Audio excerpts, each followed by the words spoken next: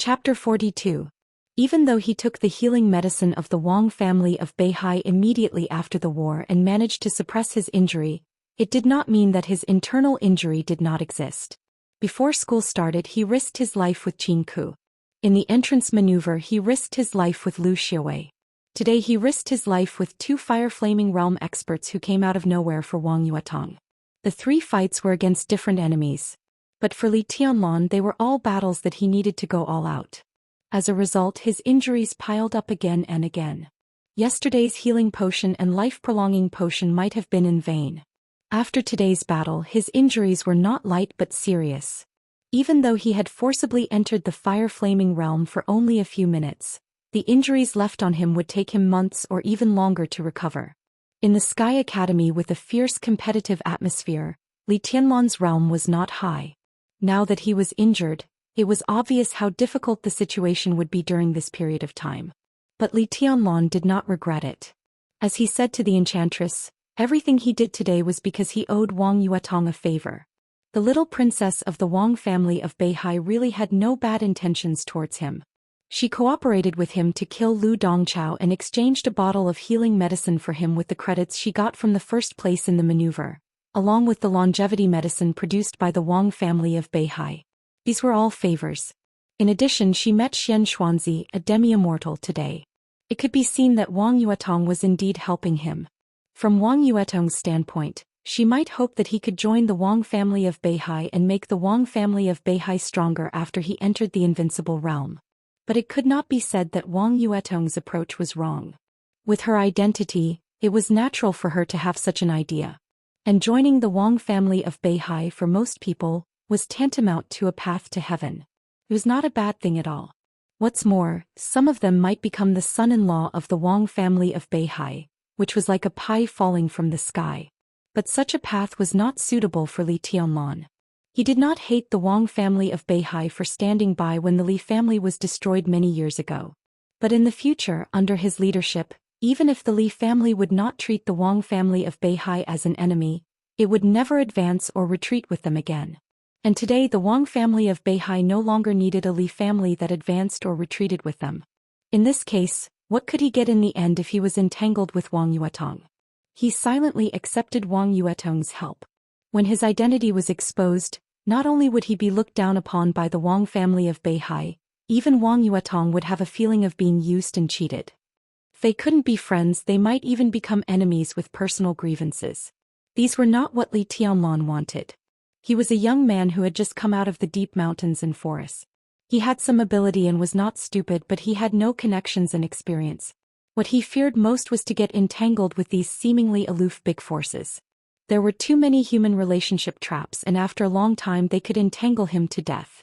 Wang Yuetong had no bad intentions, but who could tell what the Wang family of Beihai was up to? There was a clear distinction. It was better to draw a clear line between them. Now that he had saved Wang Yuetong once, they were even. He could get away as soon as possible, which was exactly what Li Tianlan wanted. Leaving the enchantress and Wang Yuetong behind, Li Tianlan went down the mountain alone in silence.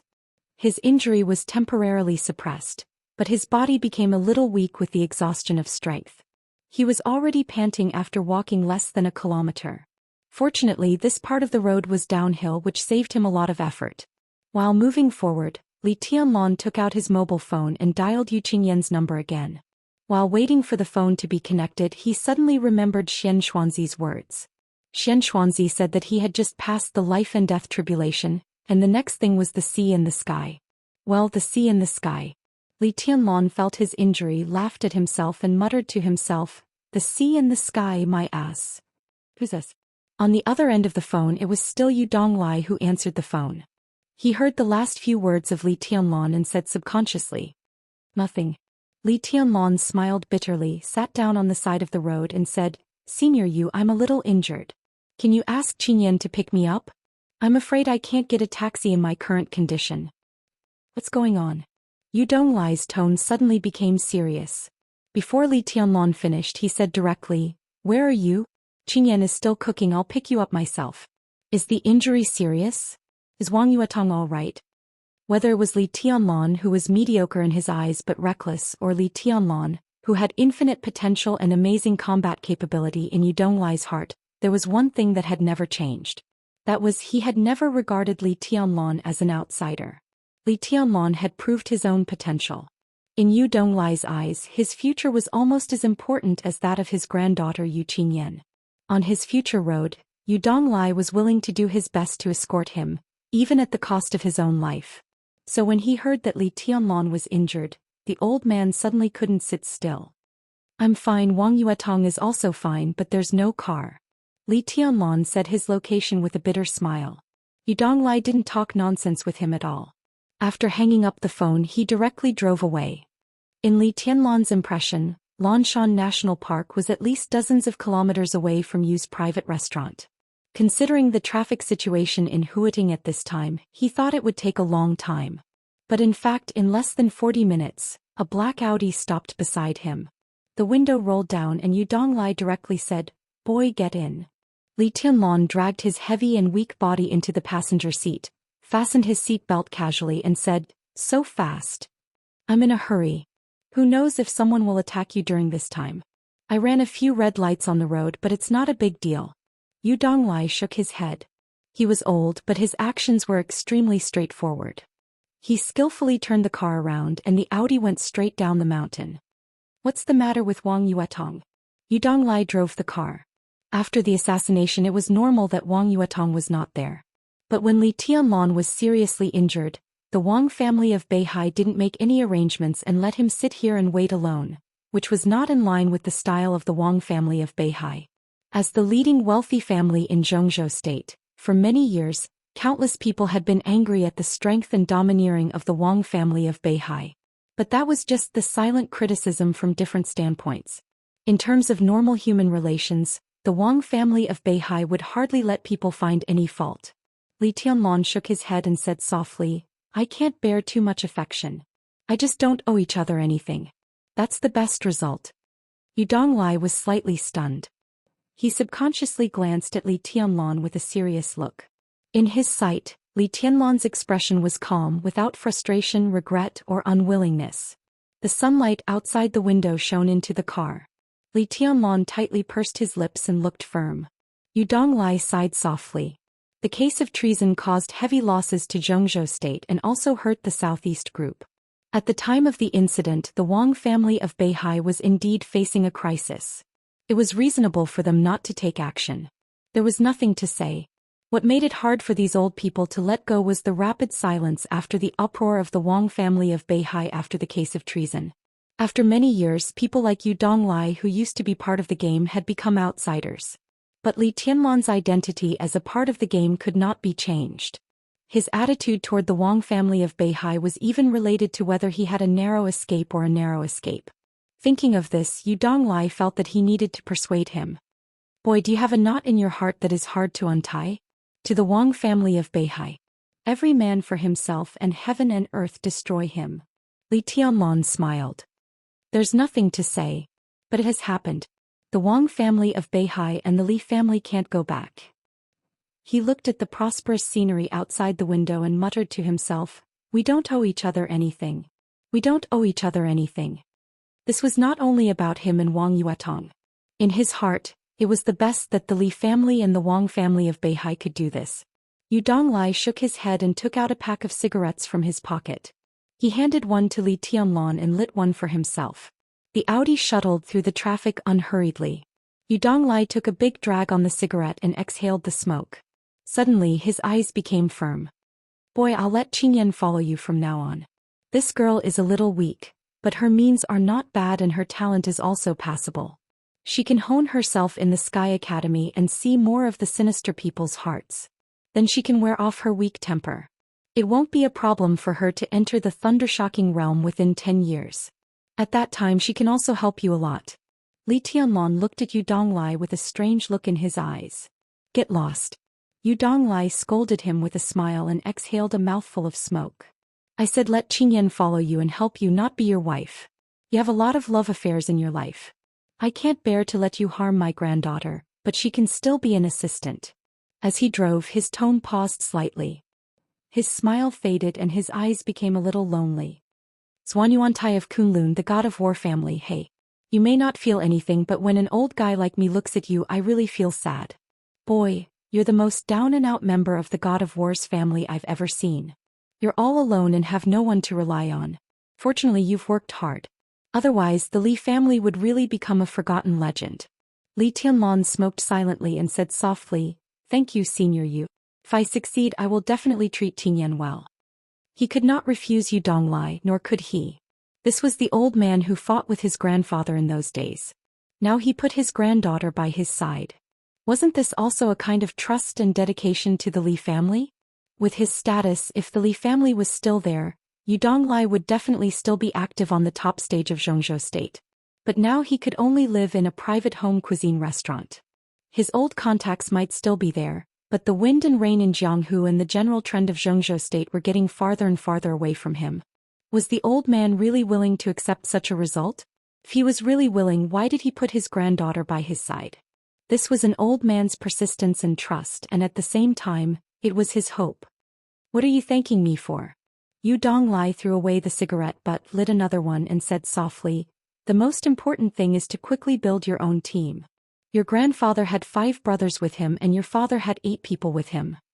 They are the most core and most reliable team, known as the Sacred Guards of the God of War family. You don't have this condition now, but I still hope you can move faster.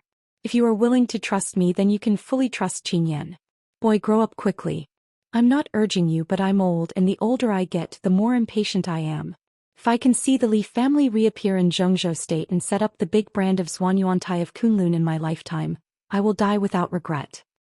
He drove and muttered to himself, "After I go down, I can also talk to those old brothers who left early." Li Tianlong tightly pursed his lips and said nothing. It seemed that he would never become a person who often patted his chest to make a promise. Most of the time he was silent, and he seemed to be used to silence. Yu Donglai started to talk and said softly, "We brothers at that time, the eldest was called War Bear, and he had thunder vein and was born with great power. His father used to be one of the sacred guards of His Highness's father. The eldest grew up with His Highness and he was the most loyal. He was with His Highness the earliest and he died the earliest. After he went to the border with His Highness, it was said that he died in the 2nd year. He was killed by the sneak attack and siege of the experts of Annan State. As an expert of the thundershocking realm or even a half-step to invincible realm, he died in such a grievance, but it made people respect him. The second was called Sirius and he was an assassin with wind vein. He came and went like a ghost and he was the most ferocious and cunning. Many of Quangtu's assassination skills were taught by Sirius. After Quangtu committed treason, His Highness was held accountable. The second was disheartened and went abroad. Later he was also accused of treason. But he was alone and he had nothing to worry about. In those years he was a lone ranger in the Dark World and he was famous in the Dark World. But 5 years ago, the second took a task to assassinate a person in Africa that he couldn't afford to offend. After the task failed, he also died. He was killed in 3 moves. This was the second brother who had the best relationship with me when I was young. When I heard the news, I almost went to Africa. But I couldn't go and it was useless to go there. So I could only stay in my small restaurant and muddle along. The third was called Qingdai and she was the third sister. She was a real expert in intelligence work. The third sister had 2 sons. In the last battle of Quangtu's treason, the third sister's son and husband served in Quangtu's army. As a result, after that battle, Quangtu committed treason. Her husband died and so did her eldest son. Only the youngest son was alive, but his legs were disabled. How tragic was that? When His Highness went to the border, the third sister didn't even show up and she had no contact with me for many years. I guess she had a grudge against Quangtu, which was understandable.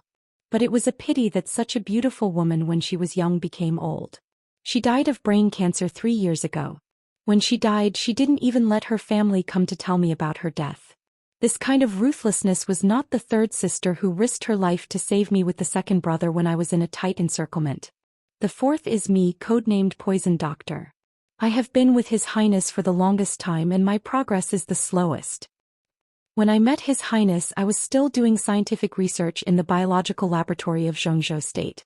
I knew a little about martial arts and the ice condensing realm was just SOSO. Once I made a research report and somehow I was targeted by a foreign dark force. They sent a squadron led by a thundershocking realm expert to kidnap my family. In order to save me, His Highness chased that group of people for nearly 800 kilometers. The lives of our family were saved by His Highness. Since then I have been with His Highness. My strength is average, but my means of using poison are passable. Gradually I also have some fame in the dark world. When Kuangtu committed treason, my son and daughter-in-law were also in Kuangtu's army. My son was an officer and my daughter-in-law was a military doctor. After that war they also died, leaving only me and Qingyan. When His Highness left, I went to see him off, but I didn't follow him. I don't know if His Highness will blame me for so many years. I don't hate His Highness nor Kuangtu, but I am not reconciled. I don't believe that Kuangtu would commit treason. I can't let my son die so inexplicably. I really can't. Yu Donglai lit the third cigarette. His voice was hoarse as if he was crying. Li Tianlong took a deep breath and opened his mouth. He wanted to say something, but he couldn't say a word. He knew who Yu Donglai was talking about. His grandfather once said that he was the old brother who had followed him for the longest time. After his death, Li Tianlong was just 2 years old. He had long forgotten the old man's appearance, but he knew that after the old man's death, it was his grandfather who dug the grave and set up the monument. He was buried in the unknown cemetery behind the border camp. Next to the old man's grave, there was an empty grave. When he was a child, Li Tianlong had never known for whom the empty grave was erected. It was not until more than a year ago, when he secretly returned to the border from the desert in Beijiang, that his grandfather laughed and said that the empty grave was prepared for himself that night, when he was half drunk. Li Tianlong had also seen the old man's children, a son and a daughter. In his memory, the uncle was quite tall and strong and the aunt was plain but gentle. But now the old man's children also died at the border, one after another, one after the other, less than a month apart.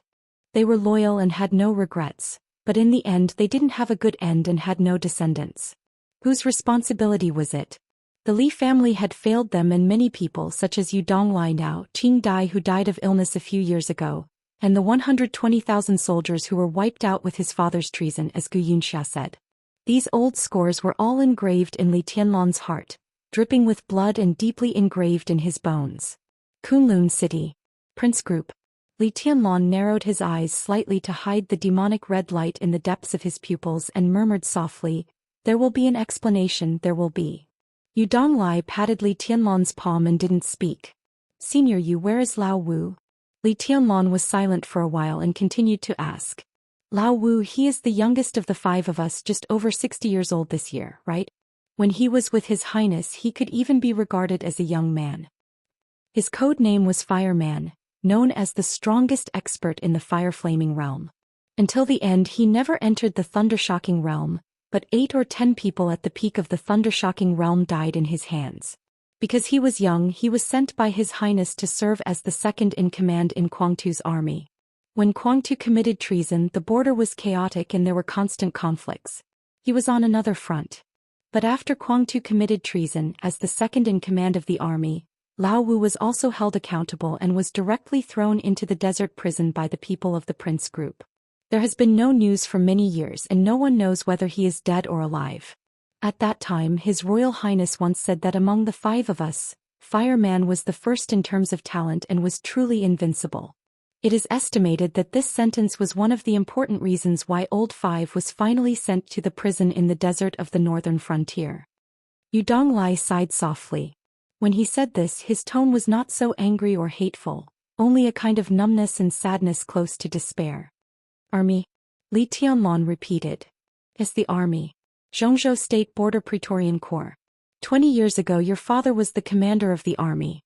At that time both father and son entered the decision-making committee, which symbolized the pinnacle of power in Zhongzhou State. With one family and one clan, they guarded the peace of a city and a country. How prominent was it? Who dared to disobey?" Yu Donglai's eyes were in a trance, full of memories. Li Tianlong's body stiffened slightly and then returned to normal. "I'm old and I like to talk nonsense. I've had thousands of words to say over the years, but I can't find the right person to say them to. When I first met you, you hid too deeply. I thought you were an idiot and I was not in the mood to say it. Now it's different. Where is an idiot? You're clearly a genius. Boy, don't let us old guys down, please." Yu Donglai shook his head violently and laughed. Li Tianlong nodded silently and said nothing. By the way. Yu Donglai held the steering wheel and turned a corner. Suddenly he said, the map of God of War of Xuanyuantai of Kunlun is known as the Bible of martial arts in the world. Which chapter of the map of God of War do you cultivate? The map of God of War. That was the supreme treasure of martial arts that represented all the martial arts inheritance of Xuanyuantai of Kunlun. If taken out, it would probably be equivalent to a real martial arts manual. All the martial arts essences and unique skills of Xuanyuantai of Kunlun were recorded in it. Its value was simply inestimable. The 3 martial arts essences of the map of God of War were all the great way to the invincible realm. But which one was chosen would determine its final achievement. Yu Donglai used to be one of Li Honghe's closest confidants, so he naturally knew the key. Li Tianlong lowered his eyes slightly and said calmly, it's the invincible manual. What? Yu Donglai seemed to not hear it clearly and was stunned for a moment. The map of God of War, the invincible manual. Li Tianlong repeated it again. Bang. Chapter 43. Yu Donglai was much quieter when he drove because he didn't hit anyone on the road but scratched a large piece of the car's paint. His agitated mood seemed to have returned to the numbness he had experienced over the years. Li Tianlong didn't show anything unusual on the surface, but his mind was in a mess. Even he didn't know what he was thinking about. His weak state caused by the injury gradually stabilized, but it was not optimistic. Halfway through the journey his eyelids began to fight. Li Tianlong, who was extremely vigilant and seemed to be instinctively on guard against everyone, did not resist sleepiness this time. He sat in the passenger seat, grabbed the seat belt and fell asleep. Yu Donglai looked at Li Tianlong, who seemed to be completely relaxed. He smiled and quietly slowed down the car to make it run more smoothly. Yu Donglai deliberately slowed down the car and stopped the traffic for dozens of kilometers. It took him nearly 2 hours to finish the journey. Li Tianlong was dreaming all the way. The dream was messy just like his current thoughts. The car stopped near Yu's private restaurant.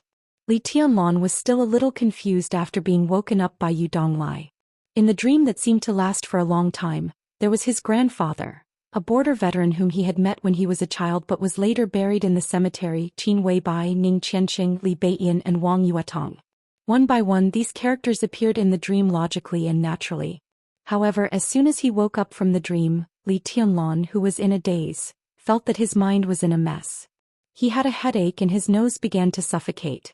Li Tianlong got out of the car with the blood-stained camouflage uniform and only a combat vest.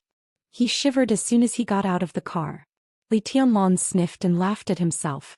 He was afraid that he had a fever. The sequelae of forcibly improving the realm had begun. The fever was just the first step, a complete trifle. He had forcibly improved 2 realms, and now the power of the fire-flaming realm had disappeared. When his muscles were no longer tense and returned to normal, the pain was really worse than death. Li Tianlong touched his muscles and suddenly said, Senior Yu, is there a place to stay? I'll stay tonight. Whatever.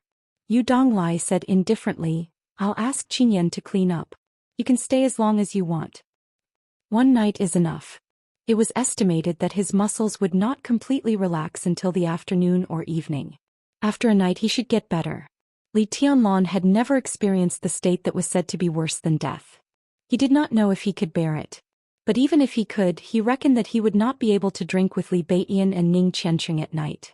He might as well stay at Yu Donglai's place. When he recovered a little tomorrow he would go to Qin Weibai to get the information and then meet up with them. 1 night it is. Yu Donglai walked into the alley and pushed the door open. It's almost time. Dinner is almost ready. You're seriously injured. After dinner you should rest for a while. I'm going to the garden party. Li Tianlong stopped.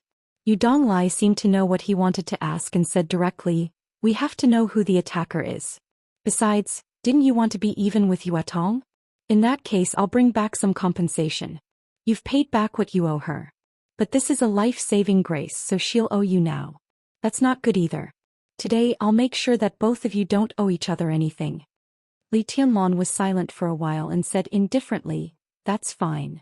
With his back to Li Tianlong, Yu Donglai slightly raised the corner of his mouth with a complicated smile. Wang Yuetong was such a stunning woman. How could this guy be so hard-hearted?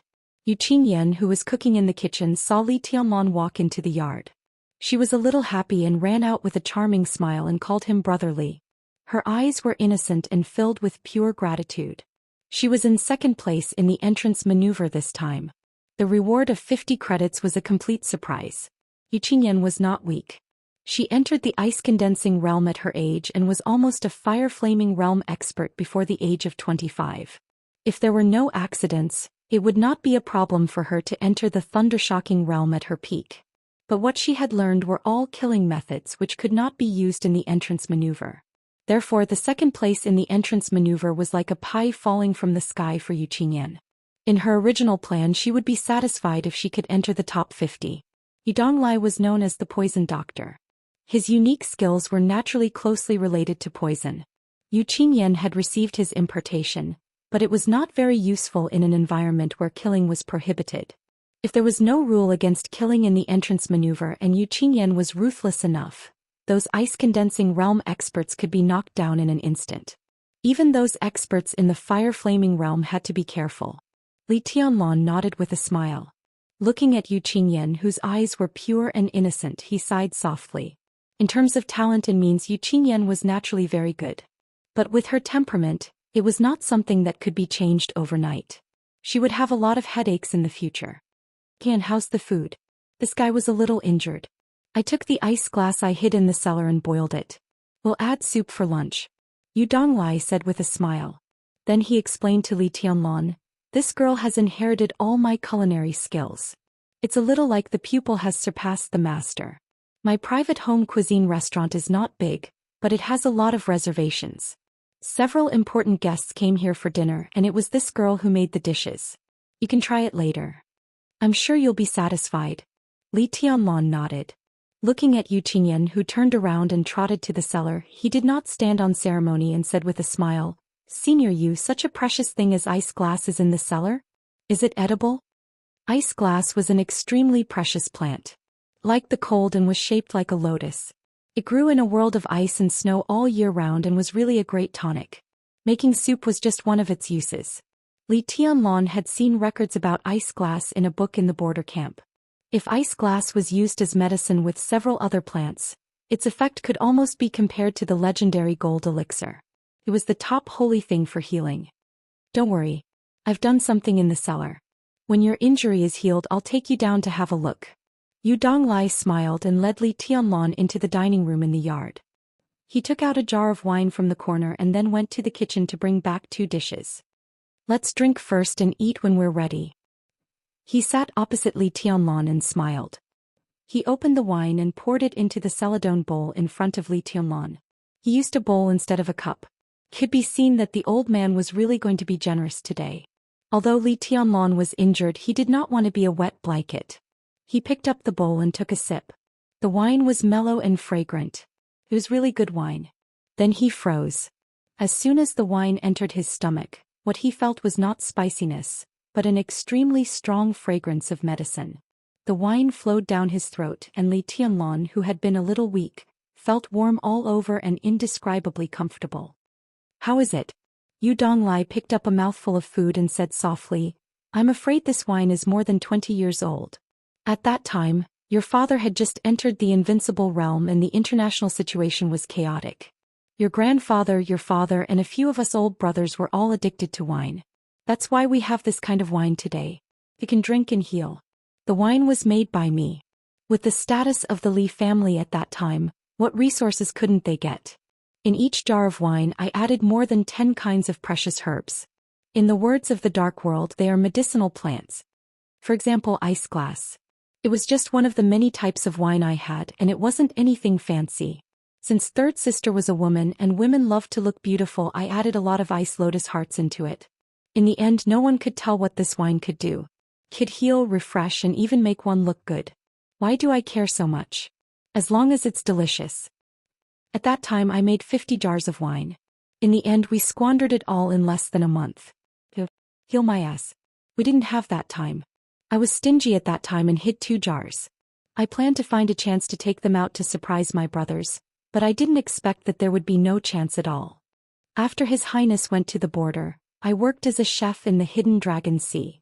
At that time many chiefs coveted the 2 jars of wine in my hands.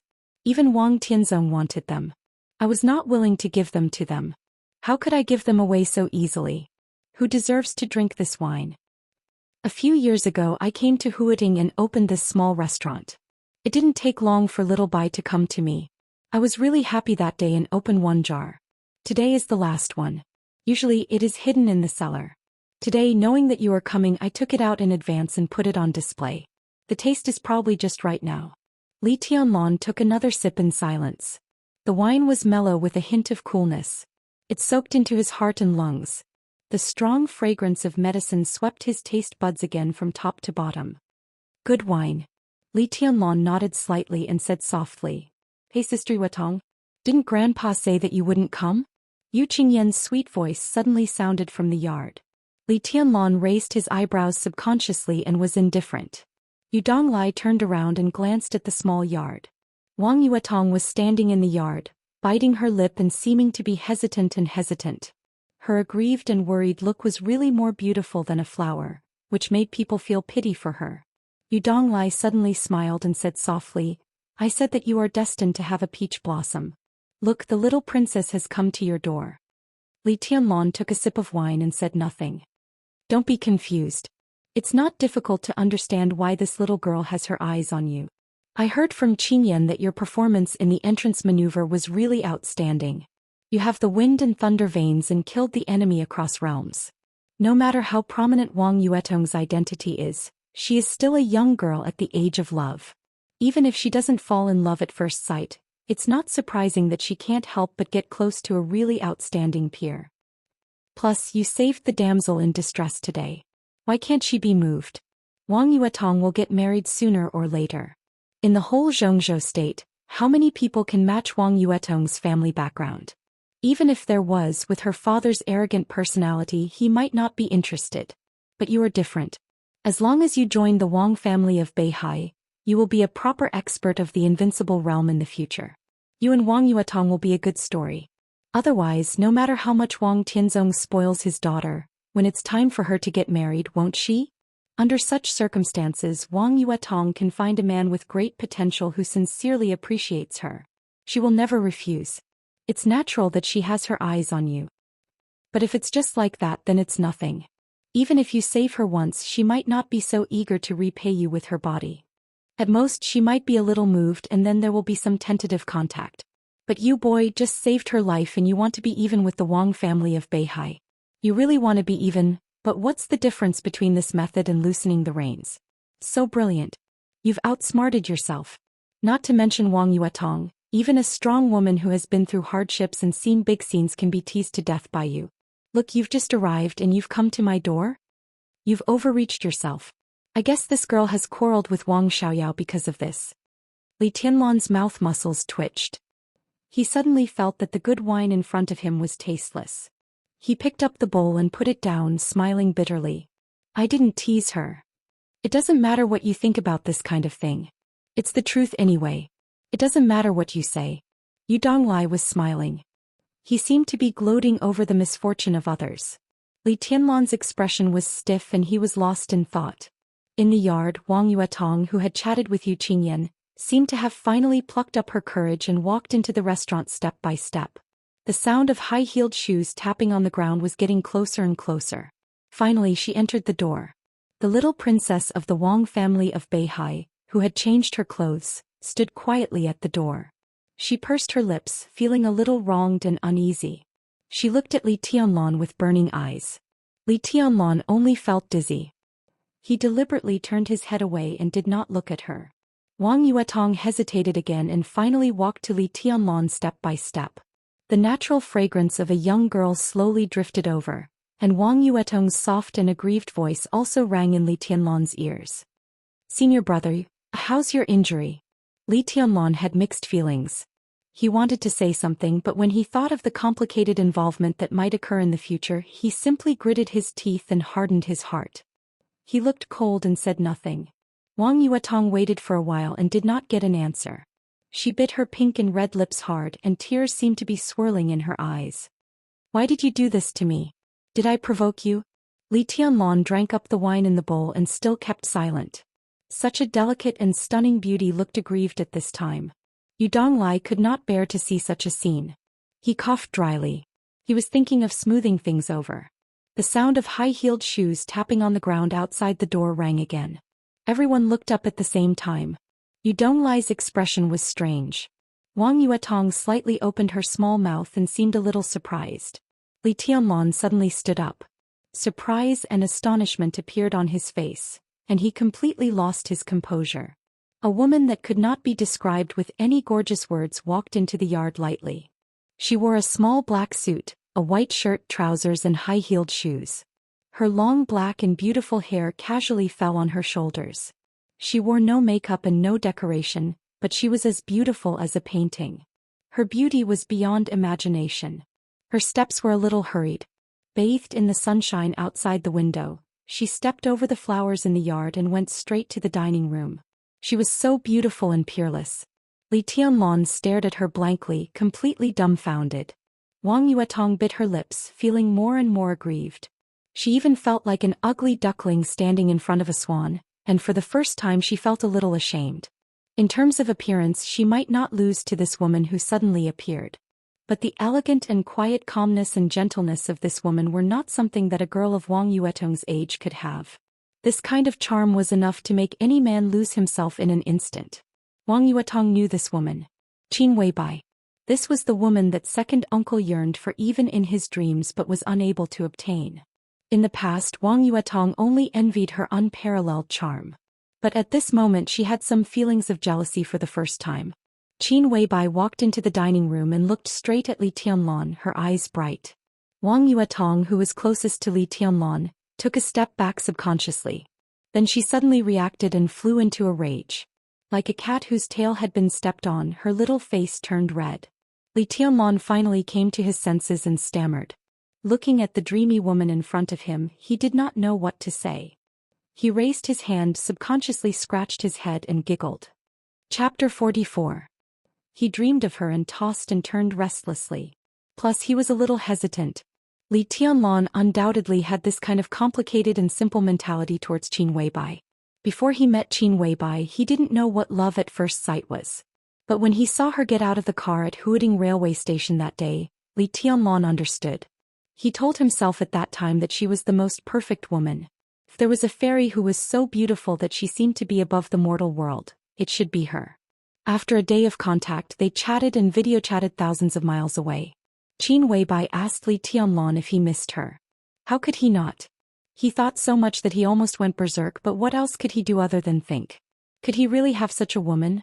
Was she really something he could have now? He couldn't be blamed for worrying about personal gains and losses. He was a young man who had almost nothing in the deep mountains and forests. When he met the goddess in his heart, no matter how well the goddess treated him, he couldn't accept it calmly. Being on tenterhooks was the least of his worries. There might be fierce men who had nothing but dared to throw themselves on the goddess's bed when they saw her, but he wasn't Li Tianlan. He really liked this woman. He liked her very much. He even regarded it as his greatest ambition to have her. How heavy was this kind of love? But at this moment, holding Qin Weibai's face in his hands and feeling her tender and delicate skin, Li Tianlan's heart had never been at peace. He looked at Qin Weibai's face seriously. At this moment he was finally sure that the woman in front of him was very close to him. She was so close that he could see his own reflection in her bright eyes so clearly. Li Tianlan looked at her quietly. He had 1,000 words in his heart but he couldn't say them.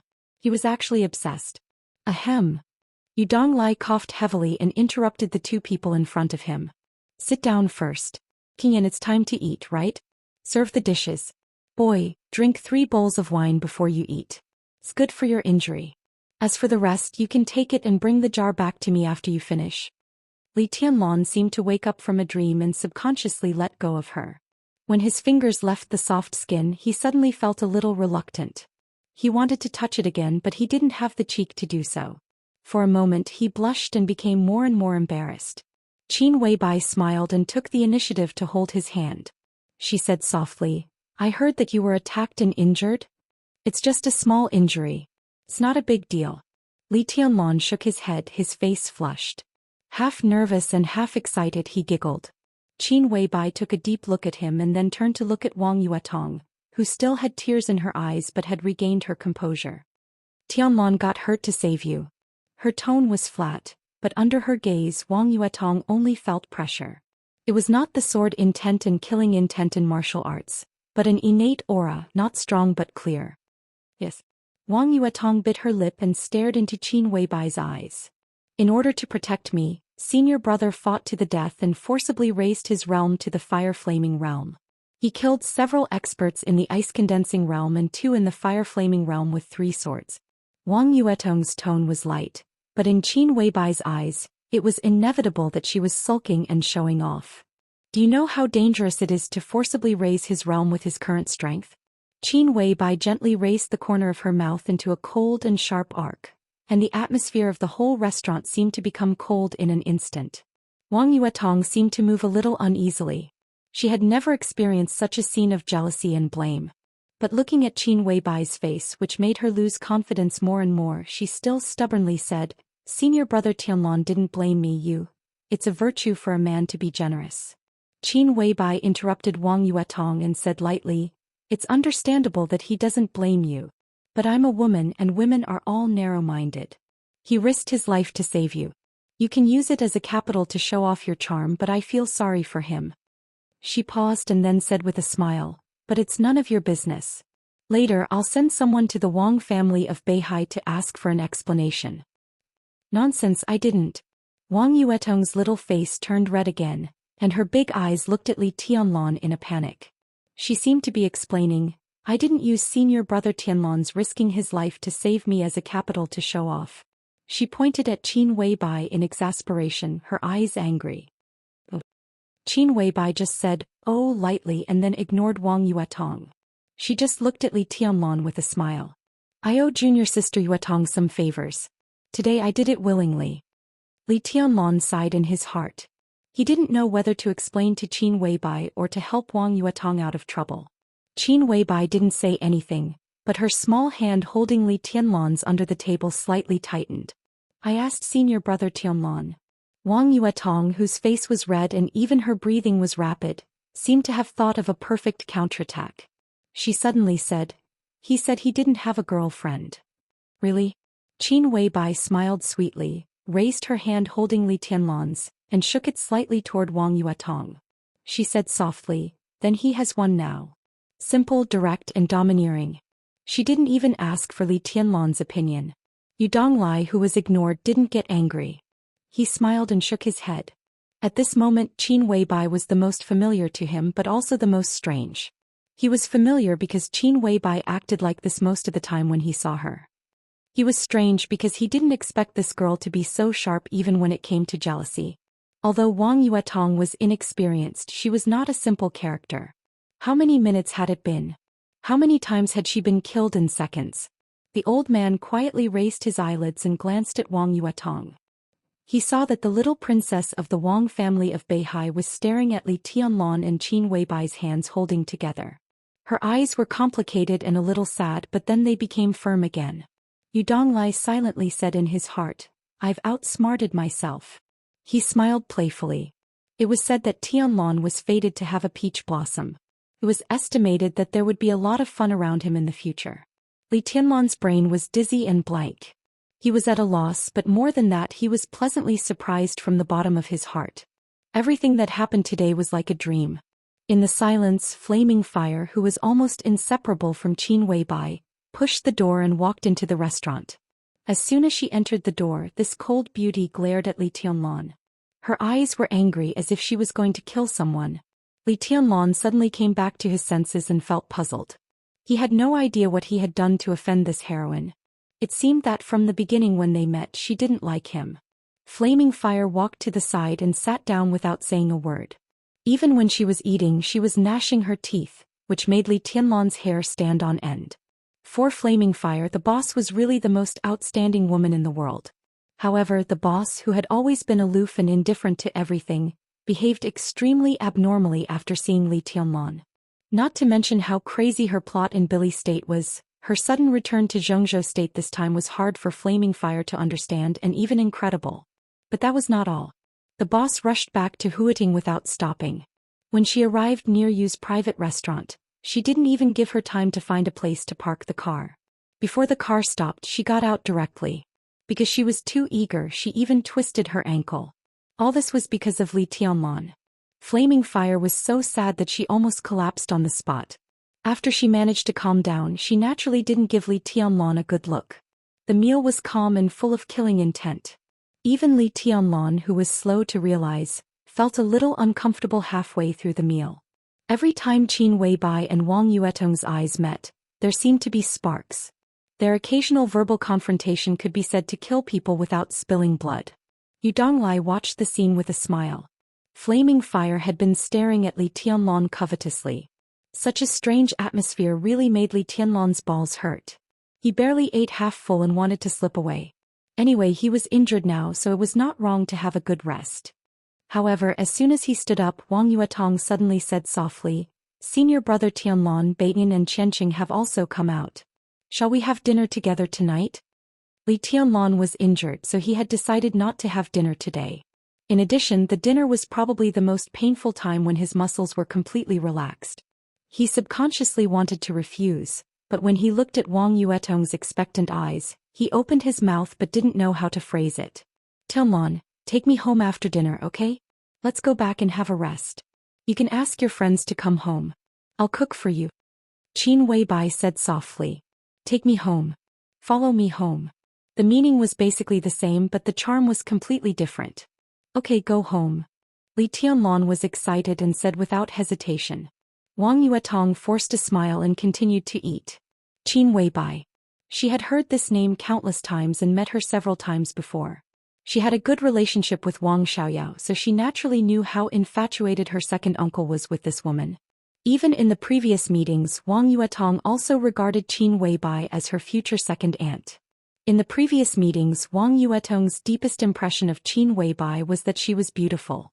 She had never seen a woman who was more beautiful than Qin Weibai in her life, and she had praised her second uncle for his good taste. As for other things, there was nothing else. But it was not until today that she completely understood how wrong she was. The identity of the future second aunt had long disappeared. At this time, facing Qin Weibai as a rival in love, Wang Yuetong actually felt a sense of suffocation. What a powerful opponent. Wang Yuetong thought silently.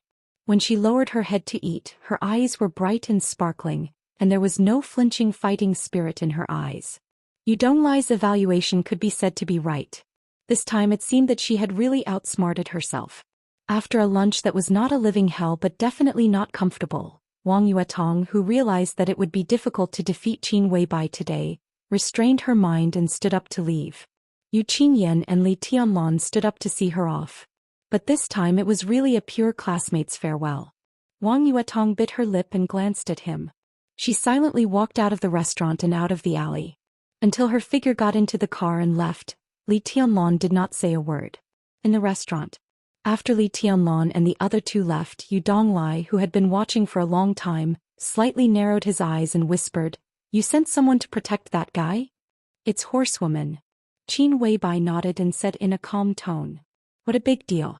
Yu Donglai smiled slightly and picked up a mouthful of food. "Why do you suddenly want to come back? Things not going well over there?" "Not bad. I just want to come back to see him." When mentioning Li Tianlan, Qin Weibai's eyes were as gentle as water, and there was a kind of heartfelt joy in her tone. Such eyes, such tone, if not for the deep love carved in her bones, there would be absolutely no such feelings. Yu Donglai sighed again, a little baffled, but now he was too lazy to get involved in the young people's love. He would just watch the fun. Flaming Fire. Qin Weibai lowered her head to eat a mouthful of rice and suddenly spoke. "Boss." Flaming Fire subconsciously put down her bowl and chopsticks and listened attentively. "Go to the garden party." Qin Weibai's tone was indifferent. "Go to Wang Xiaoyao. We can't let Tianlan's injury go like this. He saved Wang Yuetong's life, so we should at least ask them to come up with something really good. Wang Xiaoyao has a medicine and only one codenamed Youth. Go and get it." "Okay." Flaming Fire nodded expressionlessly and stood up to leave. Yu Donglai's expression changed dramatically. Codenamed Youth. This kind of medicine, even in the Wang family of Beihai, was the most precious thing. Wang Xiaoyao was known as King Xiaoyao of the Wang family of Beihai. Such a person only had one, which showed how amazing this thing was. Flaming Fire walked to the door and suddenly stopped. Youth could be said to be the core treasure of the Wang family of Beihai. Even in the Wang family of Beihai, the stock was extremely limited, so it could be imagined how difficult this trip would be. She turned around, looked at Qin Weibai and whispered, "Boss, what if Wang Xiaoyao doesn't give it to me? Then kill him." Qin Weibai took a sip of ice glass soup. Her tone was as soft as a young girl's, but what she said was shocking. "In any case, I want that youth."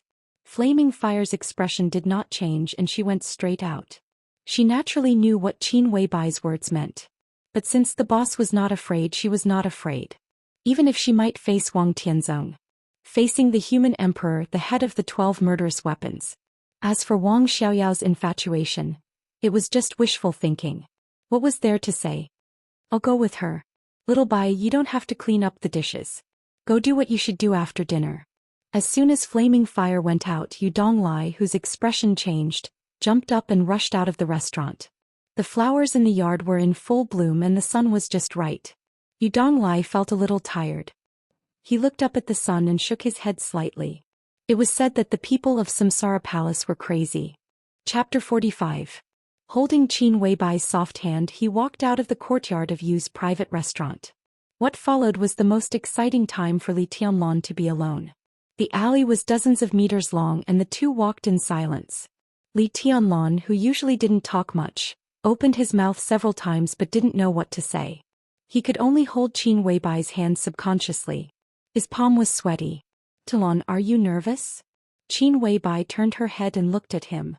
Her smile was soft and playful and there was a hint of playfulness in it. Qin Weibai's attitude was destined to be unknown, which made Li Tianlong fall into a trance again. "I'm nervous." Li Tianlong nodded honestly. At the dinner table, Qin Weibai said she wanted to be his girlfriend. Boyfriend and girlfriend, lovers and finally husband and wife. How intimate was this relationship? But holding Qin Weibai's hand, Li Tianlong always felt that something was missing. Of course, there was unexpected happiness and satisfaction. But when he thought about it carefully, there seemed to be a lack of a natural feeling between them. Or it could be said that this was his one-sided feeling. Qin Weibai was very natural to him, too natural. It was a tenderness that seemed to be integrated into her instinct, quietly moistening things. Unconsciously, Li Tianlong had already been unable to extricate himself. But from Li Tianlong's point of view, such feelings came too abruptly. Therefore, Li Tianlong was more confused than nervous at the moment. "Why are you nervous? Are you afraid that I'll eat you?" Qin Weibai smiled sweetly and took out the key to open the car door. Yu Donglai went to the garden party with Flaming Fire, so the car they drove here was left behind. Now the two of them could drive home. Li Tianlong sat in the passenger seat silently with a heavy heart. Qin Weibai said no more. She drove the car slowly away from Yu's private restaurant. While driving seriously, she stared at the road ahead with clear eyes, as if there was no dust in her clean eyes. Li Tianlong sighed softly and finally took the initiative to poke through the window paper he had guessed for a long time. He whispered, "What's the relationship between you and my father?" His father, Li Guangtu, committed treason and died 20 years ago. This year, Qin Weibai was not even 24 years old. In terms of time, it did not match at all. But in Li Tianlong's mind, this was the most likely assumption. If Qin Weibai had some connection with his father, or if she had gotten something from him, she would have taken good care of Li Tianlong and was even willing to give herself to him. Although it was absurd, at least there was a reason for it. Although this reason was not convincing in Li Tianlong's opinion, it was also the most likely one. As for the connection between his grandfather and Qin Weibai, it was even more unlikely. For many years, his grandfather had always stayed in Li's village. The number of times he went out was pitifully few. It was impossible for him to trust Qin Weibai's position without reservation. Unless Qin Weibai had some connections with his father, then his grandfather would accept that business card. "Your father." While driving, Qin Weibai turned her head and glanced at Li Tianlong. "I don't know him," she said softly. "What about that business card?" Li Tianlong looked at Qin Weibai seriously and found that she did not seem to be faking it. He felt a headache. But now his feelings for Qin Weibai were almost out of his control. If he did not figure it out, he would not feel at ease in any case. "When Grandpa gave me your business card, he said that you can be completely trusted," Li Tianlong said calmly, his eyes soft. At that time, Li Honghe's words sounded simple, But how could Li Tianlan not understand what it meant? When Li Tianlan took the business card and made the call, it was almost equivalent to handing over the safety of himself and the border camp to Qin Weibai. After coming to Huating, Li Tianlan, who had a preliminary understanding of the current general situation, naturally knew how dangerous such a move was. If Qin Weibai had the slightest idea and revealed the news, then not only would Li Tianlan die without a burial place, but also all the people who were still holed up at the border at this time would not have a good end. But even so, Grandpa still casually gave him Qin Weibai's business card. What did it mean? Could it be that Grandpa really had contact with Qin Weibai? Li Tianlan thought quickly. In the year when Li village was far away from the border, Qin Weibai was just a little girl of 3 or 4 years old. Over the years, Grandpa had only left Li village a few times, and each time he left, it was no longer than a month. Under such circumstances, no matter how much contact Grandpa had with Qin Weibai, the time was limited. Why did he trust Qin Weibai so much? You?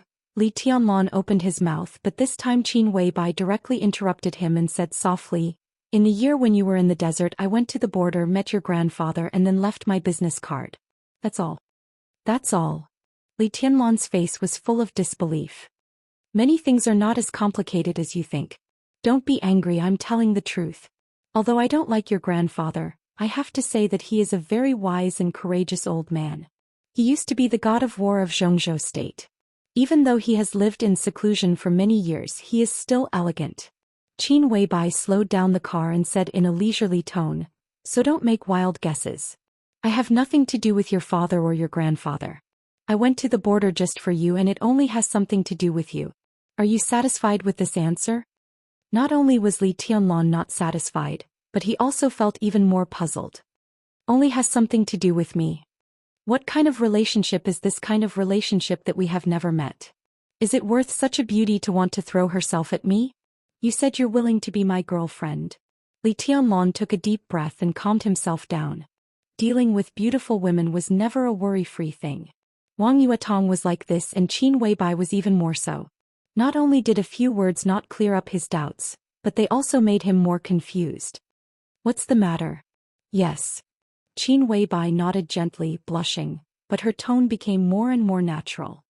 From today on you are my boyfriend, so don't be nervous, okay? No matter how I am outside, in front of you I am me. If you are nervous in front of me, I will feel like a failure. Li Tianlan looked at Qin Weibai, lost in thought. Qin Weibai deliberately did not look at him but just whispered, "Tianlan, there are some things that I can't tell you now. I don't mean to hide it, but I don't know how to say it. Give me some time. When I'm ready you will know everything. I have no secrets in front of you." Li Tianlan's eyes softened, and he reached out to hold Qin Weibai's palm on the steering wheel. He smiled and said, "Do you like me?" "I more than like you." Qin Weibai's body seemed to be a little weak. She looked at the road ahead and muttered to herself, "I more than like you." As the saying goes, love doesn't know where it starts, but it goes deep. Does it describe people like us? Li Tianlan looked at Qin Weibai, who was obviously a little absent-minded, and pretended to be relaxed and made a joke. Qin Weibai did not laugh. Love doesn't know where it starts? Don't know where it starts? She bit her lip, and the corners of her mouth rose subconsciously, but her eyes were a little sad. The car drove into a villa area that could only be regarded as mid-range in Huating. Qin Weibai drove the car into the small courtyard of the villa and parked it. They both got out of the car. Before getting out of the car, Qin Weibai opened the storage box. The storage box was obviously modified and it had a password. Her expression was calm, and she entered a long string of complicated passwords into it. From inside she took out the blue notebook that Li Tianlan was familiar with, but also strange at the same time. Li Tianlan glanced at it but did not say anything. After getting out of the car, he took a few steps forward and subconsciously wanted to hold Qin Weibai's small hand. Her hand was as soft and slender as warm jade. As long as he held it, he was reluctant to let go. But Qin Weibai took a few quick steps forward and directly held his arm tightly. Li Tianlan's body stiffened, and he felt Qin Weibai's body almost completely sticking to him. He only felt a raging flame directly rising in his body. But when he saw the blue notebook that Qin Weibai regarded as a treasure, his heart moved and he calmed down. He wanted to say something but stopped on second thought. "What do you want to say?" Qin Weibai held his arm and raised her head. Her face was delicate and charming. This was the true charm of a woman. Li Tianlan almost forgot where he was for a moment, and then he came to his senses. He laughed at himself and said softly, "I haven't asked you before, but in my heart, I always think that you have something to do with my father or my grandfather, and that's why you are so good to me. Even the notebook in your hand, I once thought it was my father's.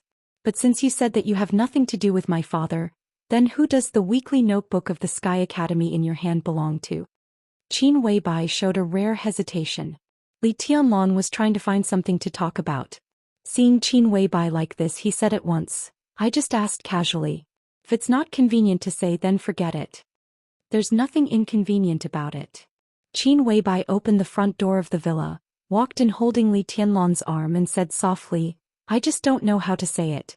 You should have a look at this notebook, but now is not the time. I'll give it to you when the time is right." "You said that this weekly notebook has something to do with me?"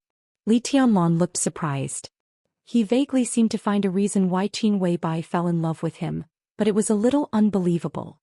"It doesn't matter much, but it will help you." Qin Weibai pulled Li Tianlan to sit on the sofa. Her smile was tranquil, just like the decoration of the villa. The interior of the villa, which was about 1,000 square meters, had nothing to do with the splendor of gold and jade, but it made people feel extremely comfortable. From the overall layout to the small details, it was very stylish and had a strong sense of home. She poured a glass of water for Li Tianlan and gently touched the notebook in her hand. Her eyes were in a trance and she said softly, "This notebook records everything about a chosen one in the past 10 years, including his experience, psychology, views, and even martial arts experience. Everything is in great detail. When the time is right, I will give it to you." A proud son of heaven. Not just anyone could use this term, not even any invincible figure could use it. Among the 4 invincible realm experts in Wuxia, it was estimated that only Wang Tianzong, who held the human emperor, could barely be related to this word. The heavenly sons of Zhou state were born every 500 years. Any one of them was powerful enough to defeat the entire dark world. This person, Li Tianlan frowned. "He's been dead for a long time." Qin Weibai's calm tone made Li Tianlan feel strange. She held a delicate celadone teacup in both hands, and her eyes were in a trance as if she was lost in memories. He can be said to be the most arrogant and ambitious person I have ever seen. When I first met him, it was at Huading Airport. At that time, the only invincible realm expert on the killer list secretly sneaked into Huading for unknown purposes. The Zhou state government originally asked him to investigate the purpose of the invincible realm killer, but he didn't bother to do so and directly came with the intention of killing. On the day he came, almost all the high-level officials in Huating went to the airport to pick him up, including the top leader of Huating, who was very likely to go one step higher. I happened to be there that day. When he got off the private plane, he smiled and looked very kind with a pet dog in his hand. The top leader of Huating, who was not on good terms with him, went up and wanted to shake hands with him. But he put the leash of the dog in the hand of the top leader, who was a member of the decision-making committee. As for the others, he didn't even look at them and directly attacked. Li Tianlan raised his eyebrows and asked in confusion, "Who did he attack?" "He attacked the invincible realm killer. I don't know which high-level official he came for. That day he pretended to be a staff member of the airport and was waiting for an opportunity to take action. Unfortunately, before the invincible realm killer had time to take action, he was discovered by him. The whole battle only lasted a few seconds. The invincible realm killed the invincible realm. Unarmed, life and death were decided in an instant." Li Tianlan's heart beat violently and his face was fascinated. The invincible realm killed the invincible realm, and it was an instant kill. That kind of scene was beyond his imagination. Really domineering. "Then what?" he asked. Qin Weibai glanced at him with an unreadable look and said with a chuckle, "What then?" Then he pulled the leash of the dog from the top leader of Huating, boarded the plane again and left. From the beginning to the end, he didn't talk to those high-level officials of Huating. I asked him later and he said there was nothing to talk about. They were a group of clowns and he would rather play with Baby than socialize with them. Qin Weibai smiled with a complicated look in her eyes and took the initiative to explain, "Baby is the pet dog he raised." Li Tianlan was lost in thought, but the image of that heavenly son was formed subjectively in his mind. Arrogant, domineering, silent, fierce, and insufferably arrogant. It was a pity that such a person died. Fortunately he died. Listening to Qin Weibai's explanation, he smiled and said, "That dog was quite lucky. Yes, it could be said to be the most valuable pet dog in years. When he was alive, no one dared to provoke his dog, not to mention him." At a high-profile private party, it was said that a certain invincible realm figure in Kunlun City accidentally stepped on the dog's tail and refused to apologize. In less than 3 days he died on the way back to Kunlun City without a whole body. Qin Weibai held the cup and her words were calm, but her eyes became more and more dazed. Li Tianlan's eyelids twitched and he once again added a new impression to this strong man. Extreme madness. Such a figure really had the demeanor of ignoring everything and sweeping everything away. Li Tianlan suddenly thought of a sentence and said casually, "That's what a man should be like. That's what a man should be like." Qin Weibai smiled bitterly. At that time he was indeed insufferably arrogant and invincible. But so what? Didn't he die in the end? He made his debut at the age of 19, and was killed at the age of 29. 10 years of magnificent events, but in the end wasn't it a sad song? Li Tianlan was stunned. In any case he had never thought that such a figure would die at such a young age. "How did he die?" he asked softly. This time Qin Weibai was silent for a full 5 minutes and then said softly, "It was said that he died in a siege, but in fact he died of betrayal. His last battle was earth-shattering. More than 20 experts at the peak of the Thundershocking realm and 6 invincible realm experts besieged him at the same time, but all the Thundershocking realm experts were annihilated. 6 invincible realm experts, 3 died, 1 was disabled and 2 were seriously injured. Actually, even at that time when he was at the end of his rope, he still had a sword that he hadn't drawn. If that sword had been unsheathed, he would have been able to take everyone down with him. But at the last moment the woman he loved the most, who also loved him the most, stabbed him in the heart. Before he died he didn't go crazy nor was he angry. He just looked at her quietly and finally died in her arms. Perhaps there was nothing more sorrowful than a dead heart, and he died with everlasting regret. More than 20 experts at the peak of the Thundershocking realm were annihilated. 6 invincible realm experts, 3 died and 1 was disabled. Li Tianlan was stunned and his heart was in turmoil. With such combat capability, it was absolutely not an exaggeration to call him the heavenly son of the age. Could almost be said that he was invincible in the world. But such an outstanding person in the end died in the hands of his beloved woman. Could he really die in peace? Li Tianlan subconsciously thought of himself. What if one day he was invincible in the world and was stabbed in the back by Qin Weibai after defeating all the enemies? That was really the sorrow of dying with everlasting regret, but he couldn't hate it. A man and a woman from the very beginning were in different positions. If they were forced to be together, it would be an ill-fated relationship. Qin Weibai took a deep breath and said in a complicated tone, "What's his name?" Li Tianlan suddenly asked. Hearing this story he also felt bad. If he was in the shoes of himself, that kind of deep sorrow almost made him breathless. Chapter 46. Dongqing Huang. For Li Tianlan this was a completely strange name. But for the Dongqing clan, it was like thunder piercing his ears. After coming to Huating, although he had not seen it with his own eyes, several people had told him about this behemoth that dominated Zhongyuan province. The frequency of this family's name ringing in his ears was almost second only to that of the Wang family of Beihai and Kunlun City. Zhongzhou State's military industry giant was the most qualified superpower to represent the giant group of Zhongzhou State. Many top-secret military enterprises in Zhongzhou State were directly or indirectly under the control of the Dongqing clan. In addition, Zhongzhou State's most elite and most powerful border Praetorian Corps had 550,000 troops. Based on these general impressions, Li Tianlan was sure that this was one of the most powerful superpowers in Zhongzhou State. But now Qin Weibai told him that there was a heavenly son of the Dongqing clan named Dongqing Huang too. He was truly invincible in the world. A heavenly son of the heavenly son who could take on an entire nation on his own. But no matter how he thought about it, he felt that something was wrong. He didn't know what was wrong, but the idea never disappeared. The border Praetorian Corps, the Dongqing clan, Zhuanyuantai of Kunlun, his father, the current patriarch of the Dongqing clan, Dongqing Wudi, the commander of the Border Praetorian Corps known as the God of Massacre of Xianxia State. Vaguely, Li Tianlan felt that there seemed to be some subtle things that only people in the game could understand. He thought about it silently, but he could not find the key. At present, the only thing he knew was that after his father Li Guangtu committed treason, Dongqing Wudi, known as the God of Massacre, directly replaced his father and became the new commander of the Border Praetorian Corps. The key to all those subtle things that he couldn't figure out might lie in this change of position. Li Tianlan's mind wandered. For the first time he was curious about the Dongqing clan. Dongqing Wudi, the God of Massacre of Xianxia State. Dongqing Huangtu, the current heavenly son. Dongqing Rushi, the genius of the young generation of the Dongqing clan, had entered the fire-flaming realm at the age of 19.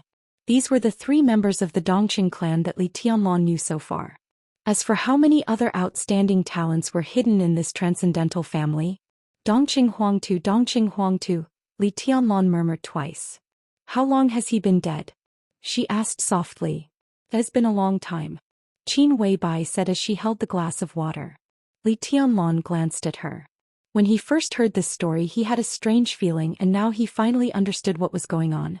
When Qin Weibai and Dongqing Huangtu met for the first time, she was able to go to the airport with a group of high-level officials in Huading at the same time. Even if she was just at the end of the table, such a status was quite high. How old was Qin Weibai now? How old could Qin Weibai be when she first met Dongqing Huangtu? He had been dead for a long time. No matter how long it had only been a matter of a few years. At this moment he recalled the conversation he had with Zhuang Huayang. Zhuang Huayang said that in the past 20 years, every 5 years, there would be a major event in Xianxia State.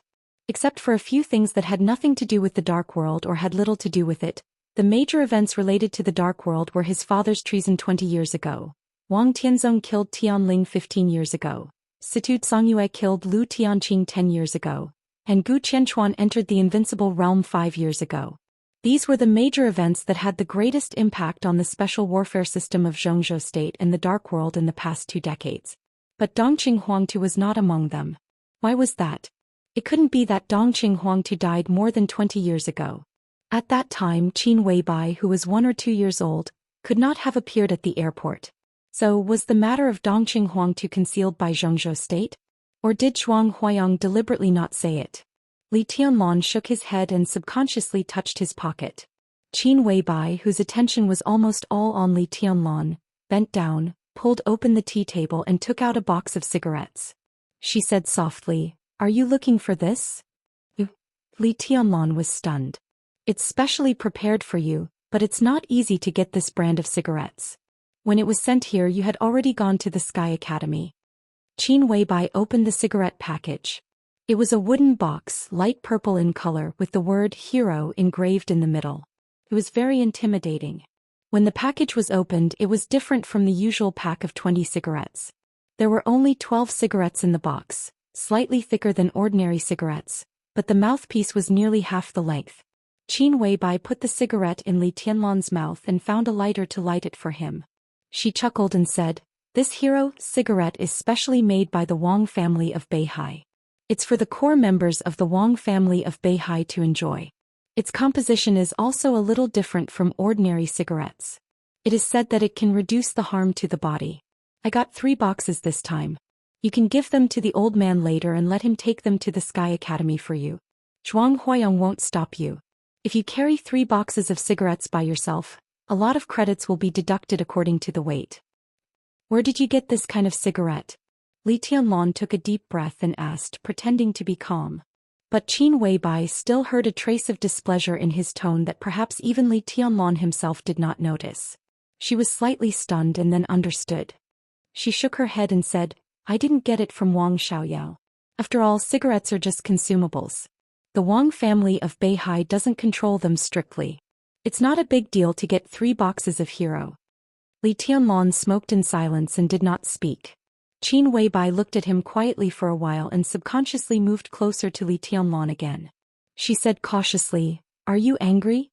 Wang Xiaoyao and I are not even ordinary friends.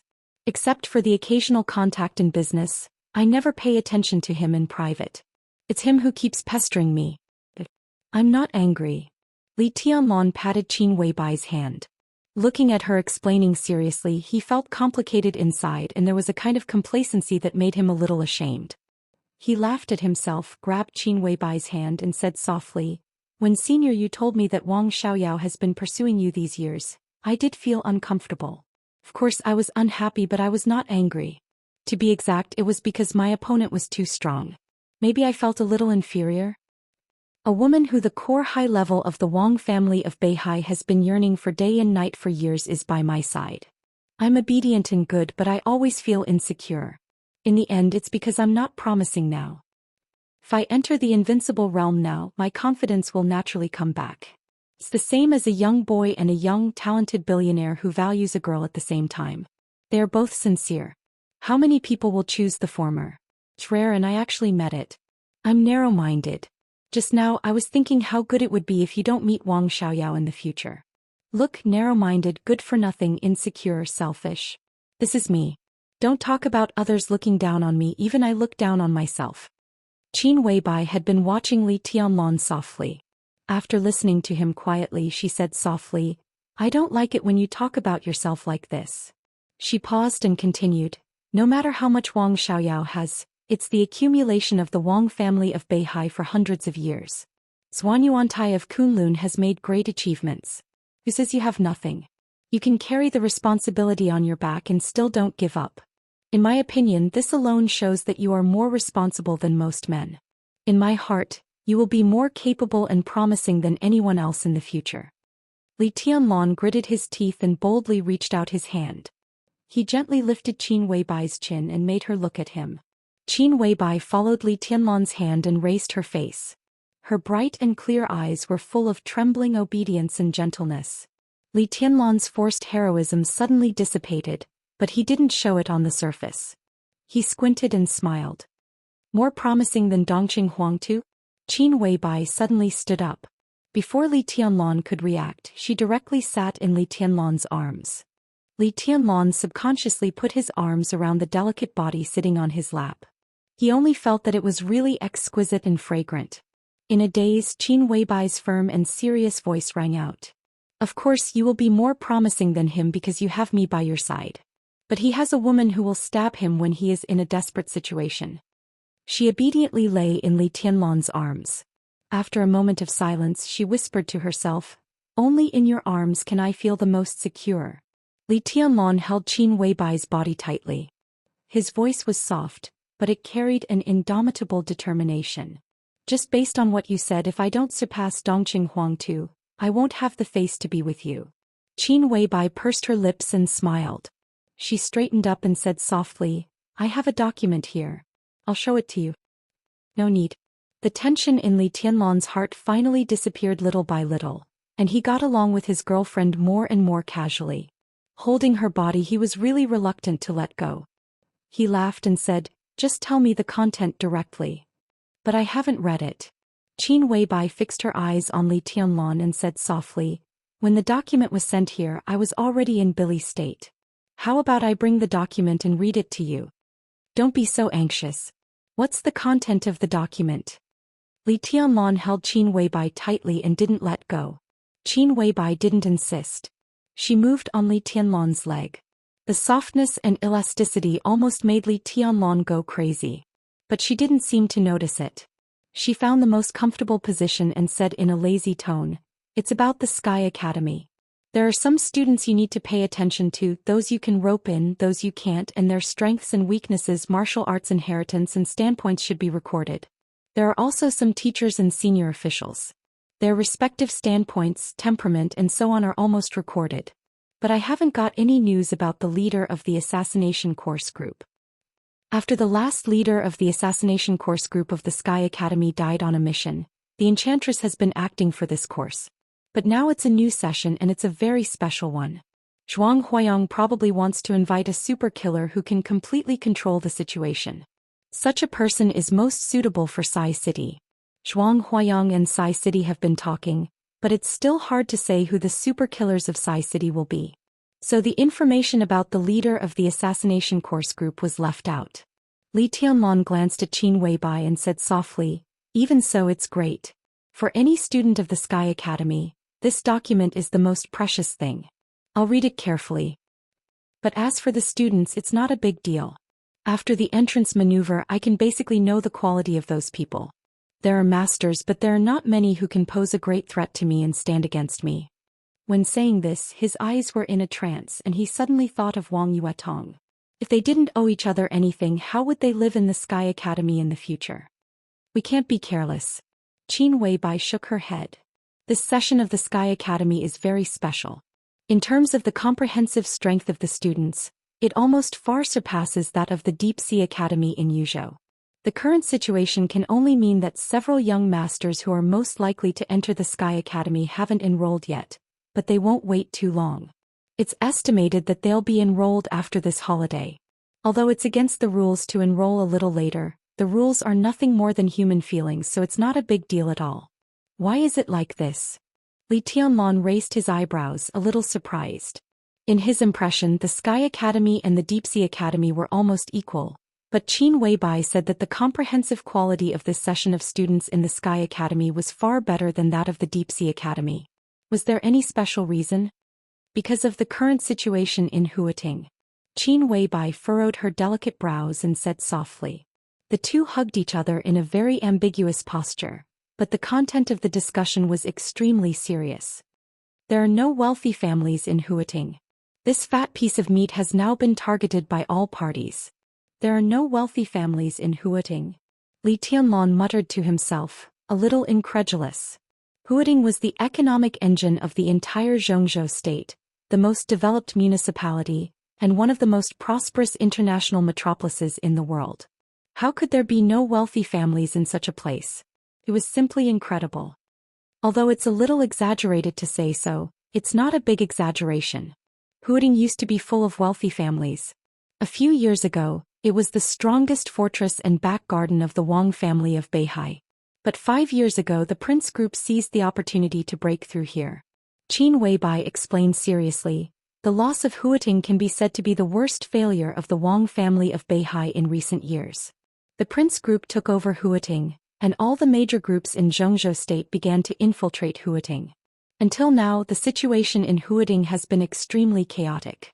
It's not an exaggeration to say that it's the battlefield of all the major groups. Under such circumstances, the original wealthy families in Huating moved their headquarters to other places to avoid being affected. All of them have moved their headquarters to other places. Those who remain are basically local forces that are not weak but can hardly make it big. There are only a few that can really be called a powerful family in Zhongzhou state. Therefore, for you and all the other ambitious people, Huating can be said to be the best place with the best environment right now. The situation is chaotic and muddy, but the pressure from above is not great. With all the major groups guarding against each other, Huating can be said to be a crisis at every step, but also an opportunity at every step. With such a good opportunity, who doesn't want to come to Huating to take a gamble? This is the real foundation of an emperor. Whoever can take advantage of the situation in Huating and succeed with a small effort will become the top big shot in Zhongzhou state. In this way, not only do all the major groups send young talents to Huating, but also some hidden experts can't sit still. This year in the Sky Academy is destined to be a turbulent time with crouching tigers and hidden dragons. You must pay attention to it. Qin Weibai explained patiently and exhorted him. Li Tianlan nodded silently, looking calm. In the information I collected, there are detailed records of several young experts who may enter the school late. Do you want to take a look now? Qin Weibai suddenly asked. Li Tianlan subconsciously tightened his arms around her body and shook his head without hesitation. No hurry, I won't take a look. Qin Weibai giggled in Li Tianlan's arms, but her hands around his neck tightened. Tianlan. Qin Weibai called him again, her voice sweet and sweet. Li Tianlan responded, narrowing his eyes with a look of enjoyment. I have a way to let you no longer feel inferior when facing people like Wang Xiaoyao, and you can even despise them. Do you want to know? Qin Weibai bit Li Tianlan's ear and whispered. Her sweet smell reached Li Tianlan's nostrils and he seemed to feel limp and numb all over. He moved his body subconsciously, pulled Qin Weibai up from his arms and looked her in the eyes. What way? I can let you enter the invincible realm overnight, okay? Qin Weibai blinked and smiled teasingly. Smack. Subconsciously, Li Tianlong slapped Qin Weibai's buttocks. It felt plump and bouncy to the touch. Admiring the shy and angry expression of the beauty in his arms, Li Tianlong's so-called inferiority complex seemed to be disappearing bit by bit. He reached out and slapped her again. Smiling, he said, "Seriously? You're not serious." Chapter 47. As time went by, Qin Weibai finally left Li Tianlong's arms and took the initiative to hand over the information that he wanted to read but was reluctant to let go of. The carefully bound information was very thick. It was a large stack of A4 paper, densely covered with handwriting, which showed how detailed it was. The Sky Academy and the Deep Sea Academy were the two most mysterious special warfare academies in Zhou State. Such information was priceless to every student of the Sky Academy. Even if it was spread to the Deep Sea Academy or even abroad, its value would only be higher. The Sky Academy had just finished the entrance maneuver, but Qin Weibai had already prepared this detailed information. From this aspect, it could be seen how terrifying the powerful and detailed intelligence force behind her was. This was not the power that an ordinary strong woman could have. Qin Weibai sat beside Li Tianlong with the information and read it to him. She did not read it from the book. After reading it once, she omitted some unimportant parts and went straight to the subject. She explained the profound in simple terms, which made it easier for Li Tianlong to memorize. But because there was a lot of information, it was almost dinner time when Qin Weibai finished talking about the teachers of the Sky Academy. In this case, the senior teachers of the Sky Academy are basically in a three-way situation. Li Tianlong thought about it seriously and said in a trembling and hoarse voice. The sequelae of forcibly raising the realm in the morning finally began to show completely. His muscles were completely relaxed, and the pain caused by forcibly raising the combat strength spread all over his body. To be exact, it was not pain, but an indescribable emptiness and numbness. It seemed that every muscle, every bone, and every drop of blood in his body had completely disappeared. Li Tianlong could move and speak, but he could hardly feel the existence of his body, nor could he feel the sofa under him. His whole body was indescribably sore and itchy, which made him fall into a state of extreme numbness from the inside out. Such a feeling made him feel extremely uncomfortable both psychologically and sensually. Most importantly, this feeling was still increasing. It was okay to keep his body still, but once he moved, the pain and the emptiness would spread all over his body like being pricked by needles. If he didn't move, he would feel sore and numb. If he moved, he would feel severe pain. As this feeling became more and more obvious, Li Tianlong was already sweating all over. "You can say that." Qin Weibai nodded. Zhuang Huayang represents the academics, which can be said to be the main force of the academics in Huating. Outside of the Sky Academy, their forces in Huating are not strong enough. Yi Fengqing and the Enchantress represent the Wang family of Beihai. Wang Tianzong is good at setting up the overall situation. These two are likely to be important pawns of the Wang family of Beihai's dominance in Huating. Gu Yunxia represents Kunlun City, which is the most awkward among the three. On the surface they are stronger than Yi Kunlun. But apart from Gu Yunxia there are only a few weak figures, so they have little say. Gu Weibai Li City. Tianzong on Kunlun of Li City, but she was killed by you. Tianzong Lu Xiong Zhou Xian. By. And will to she. By. Of. She stood up and looked at Li Tianlong's trembling body.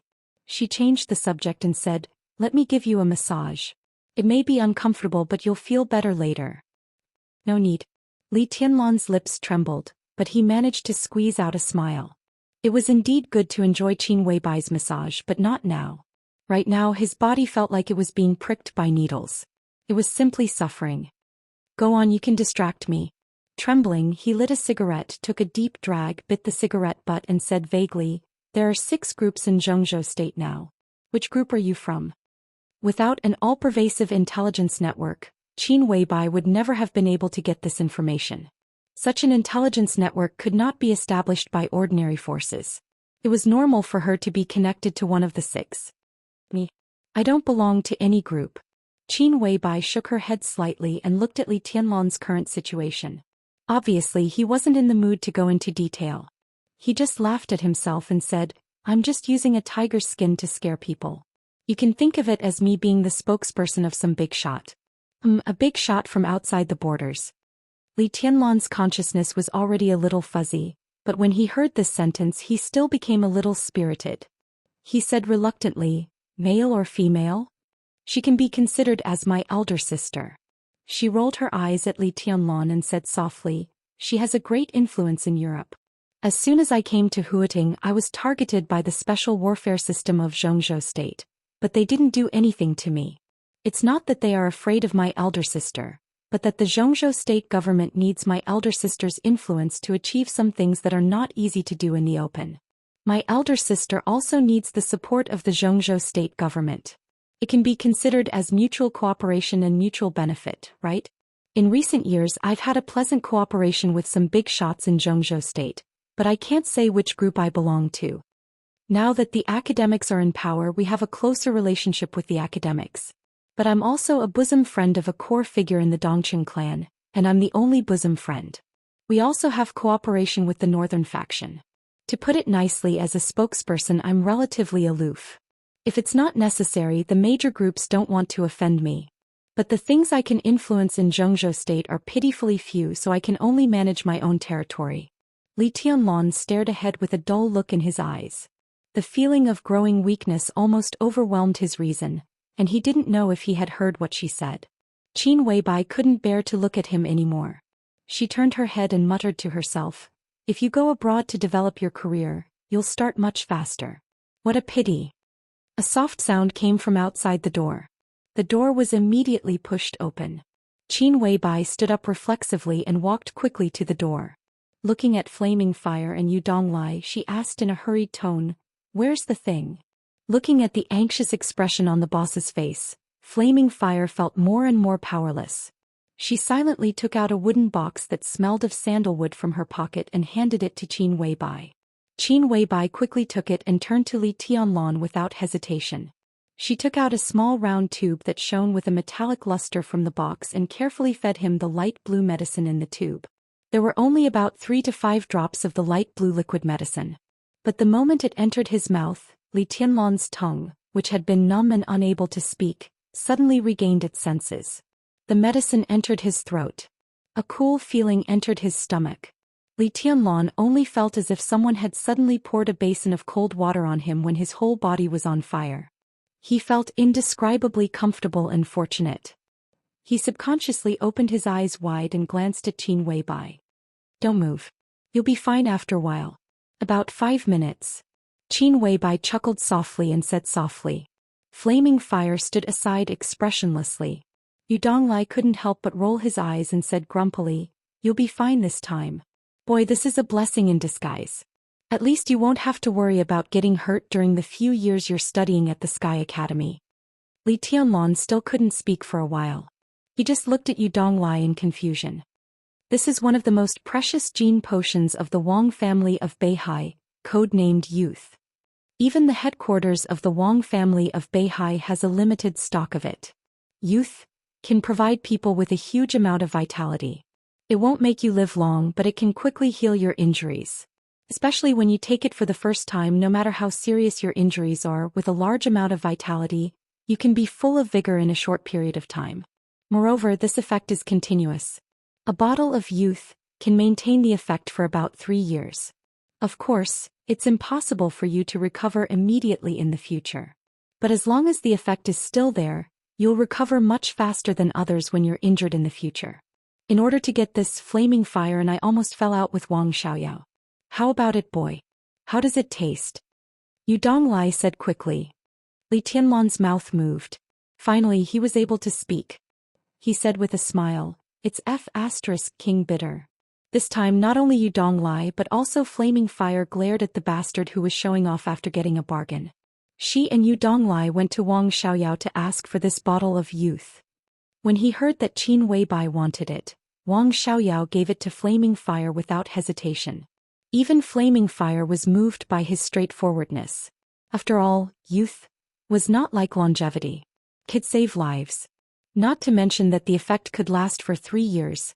The fact that it could heal injuries almost immediately after taking it for the first time was enough to show how amazing this medicine was.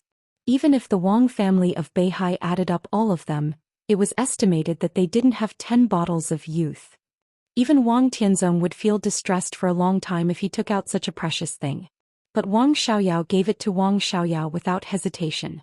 He was really sincere to his boss. However, this Wang Xiaoyao of the Wang family of Beihai was also extremely stingy. When he heard that Qin Weibai wanted to give it to Li Tianlan, his eyes turned red and he regretted it on the spot. Flaming Fire almost fought with Wang Xiaoyao at the garden party. Fortunately, Yu Donglai mediated between them. Later, Xian Xuanzi, a Taoist master who was a guest at the garden party, also said a few words. Then she was allowed to take back the bottle of youth. But this bastard actually said that it was bitter. Don't drink it if it's bitter. If this thing was given to their palace master, it could definitely make their palace master more powerful. Even in the face of an invincible realm expert with 12 murderous weapons, he would not be afraid. Wang Xiaoyao was right. It was a great waste to give this precious thing to Li Tianlan. Only the boss would indulge him like this. Flaming Fire took a deep breath, her face full of resentment.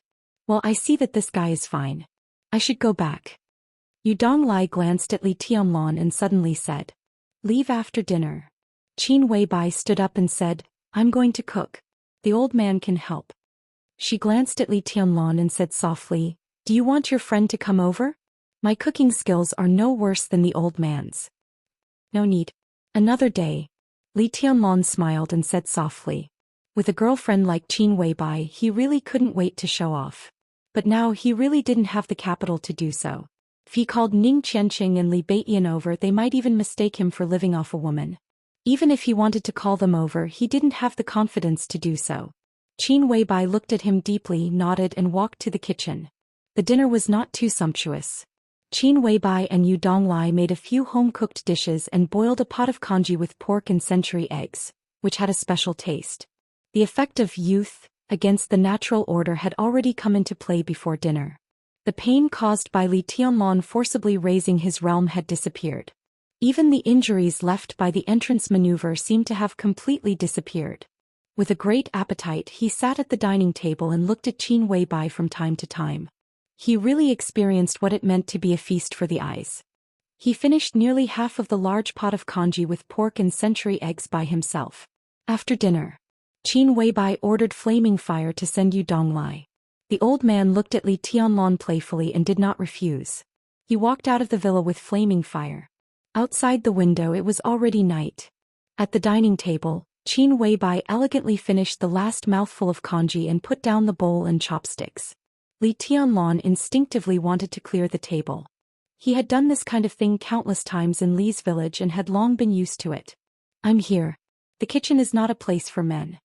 Qin Weibai stopped Li Tianlan. Her voice was soft and insistent. "You," Li Tianlan stuttered for a long time before he finally said, "You've worked hard.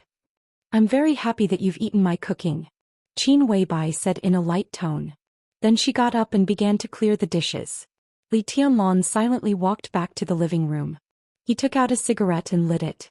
Listening to the sounds coming from the kitchen, he could not tell what he was feeling. The cigarette was almost finished. Qin Weibai came to the living room after washing the dishes. Looking at Li Tianlan sitting in the dark, she turned on the light and said softly, "Do you want to watch TV for a while? I'll continue to read the materials." Li Tianlan smiled and said. Perhaps it was because there was no electricity at the border. Li Tianlan was not very interested in all kinds of electrical appliances. Qin Weibai nodded casually and said casually, "I'm going to take a shower.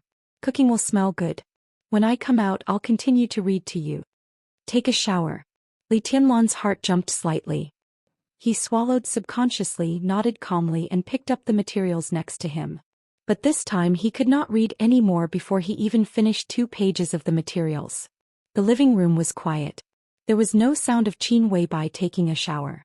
But when he thought that his goddess was taking a shower, his heart was in a mess as if there was grass growing in it. He put down the materials, stayed for a while, shook his head and continued to smoke. But he became more and more absent-minded. The incomparably long 40 minutes finally passed. Qin Weibai returned to the living room in a white bathrobe with her long hair hanging down. At this moment she seemed to have completely lost the sharp and indifferent aura. There was only a kind of charm and laziness that belonged to a domestic woman. She was breathtakingly beautiful. The two of them looked at each other. Qin Weibai looked at the materials that Li Tianlan put aside and chuckled. "Why don't you read them? I can't read them anymore. Li Tianlan was frank and said with a wry smile. What do you think I think? Qin Weibai blinked.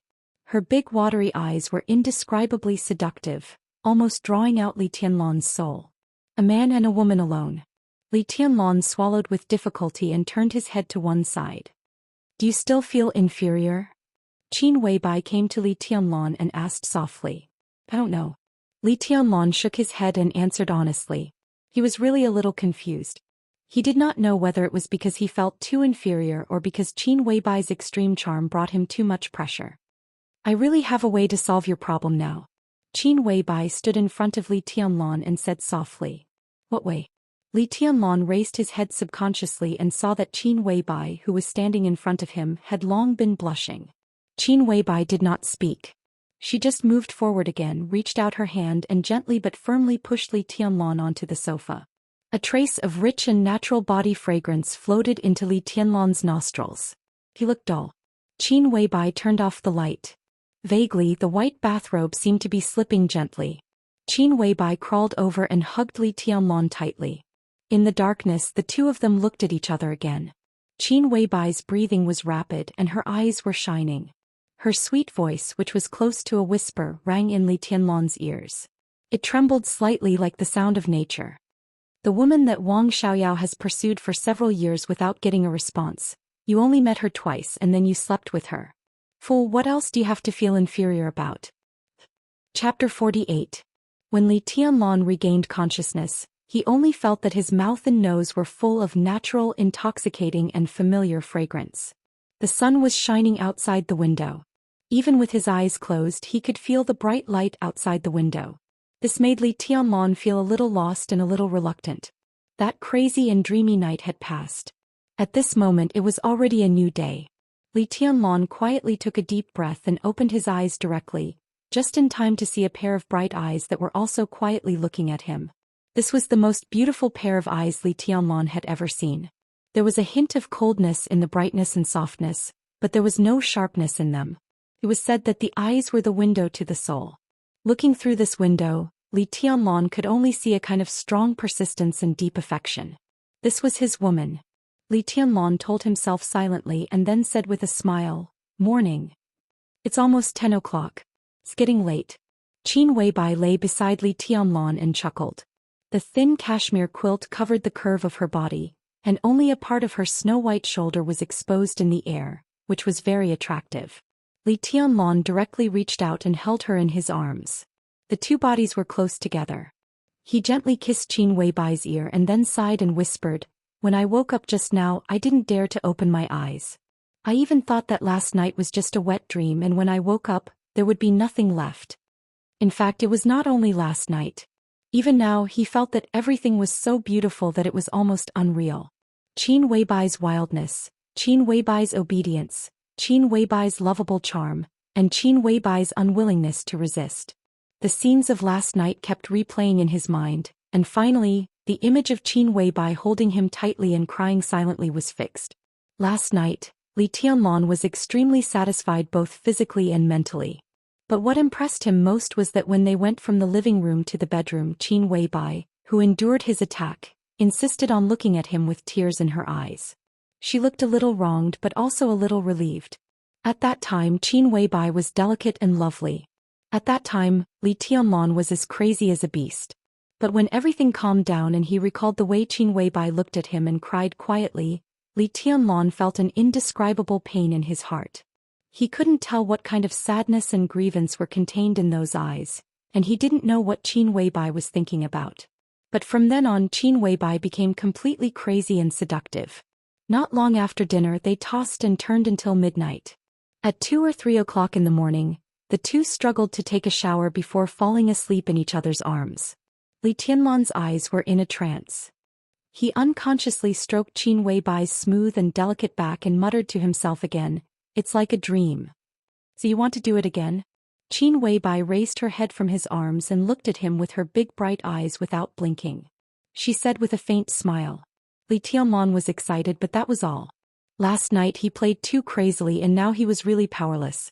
It didn't feel much to lie flat on his back, but as soon as he turned sideways, even with a warm and fragrant body in his arms, He couldn't hide the numbness in his waist. Forget it. Let's rest first. Another day. Li Tianlan shook his head. As soon as he finished speaking, he felt that the words, another day, were really exquisite. He laughed, let go of Qin Weibai and sat up on the bed. Almost at the same time, Qin Weibai also took Li Tianlan's clothes. Her movements were obviously a little inconvenient. Not to mention a woman who didn't know martial arts, even if she was an expert of the invincible realm and had just experienced the first time in her life, the pain couldn't be ignored. She gently bit her lower lip and insisted on getting up. It seemed that she wanted to help Li Tianlan put on his clothes. I can do it myself. Li Tianlan subconsciously wanted to take the clothes. Looking at Qin Weibai's pale face because of the pain, he suddenly remembered the blood stain on the sofa, which represented a woman's chastity. Last night he was so focused on fooling around that he didn't have time to clean up the battlefield. He guessed that flaming fire had seen it. At the thought of this, his heart suddenly felt a little strange. I'll help you. Qin Weibai clenched the clothes in her hand and gently shook her head, but her attitude was extremely firm. I think this is also what a wife should do. Camouflage clothes are relatively easy. If you wear a suit in the future, I'll help you wear a tie every day, okay? Li Tianlan nodded with a dull look on his face. Looking at Qin Weibai, who got out of the quilt to help him put on his clothes, he understood for the first time what it meant to have a room full of spring. Qin Weibai, who gently helped Li Tianlan put on his clothes, also blushed. From time to time she had to endure Li Tianlan's perverted hands. He could bully her so much in just one night. Was he still the bastard who said yesterday that he felt inferior when facing her? It took nearly half an hour to get dressed. When Li Tianlan and Qin Weibai, whose walking posture was obviously a little unnatural, walked out of the bedroom, it was close to 11 o'clock in the morning. Flaming Fire was sitting in the living room looking through some documents. When she saw Li Tianlan and Qin Weibai coming out one after another, her expression changed. She glared at Li Tianlan fiercely, as if she was looking at a pile of cow dung stuck in a flower. She could not imagine that the boss could be so crazy, nor could she imagine that Li Tianlan would be so lustful. She had only gone to send Yu Donglai and it had only been 2 hours. When she came back, this bastard had actually eaten up the boss, and so thoroughly. She naturally knew what the blood stain on the sofa meant. Even if she did not know, the noise they made last night was not small. Flaming Fire's room was next to Qin Weibai's. As long as one was not deaf, they could know what happened in the master bedroom last night. Noticing Flaming Fire's murderous look, Li Tianlan smiled and was not angry. Qin Weibai had become his woman, and in the future, such looks would probably be very common. Even if he did not like it, he had to get used to it. Qin Weibai obviously also noticed the change in Flaming Fire's mood, but she did not say anything.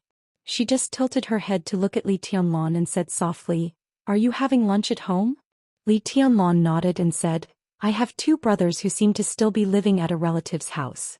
I'll go find them after lunch." Qin Weibai trotted downstairs. Hearing that Li Tianlan had no intention of taking her, she pursed her lips and seemed a little disappointed, but she did not say anything. She just nodded meekly and said to Flaming Fire, who had already gotten up from the sofa, "I'm a little unwell today. You cook lunch at noon. Don't be salty, make it spicy." She was obviously taking care of Li Tianlan's taste.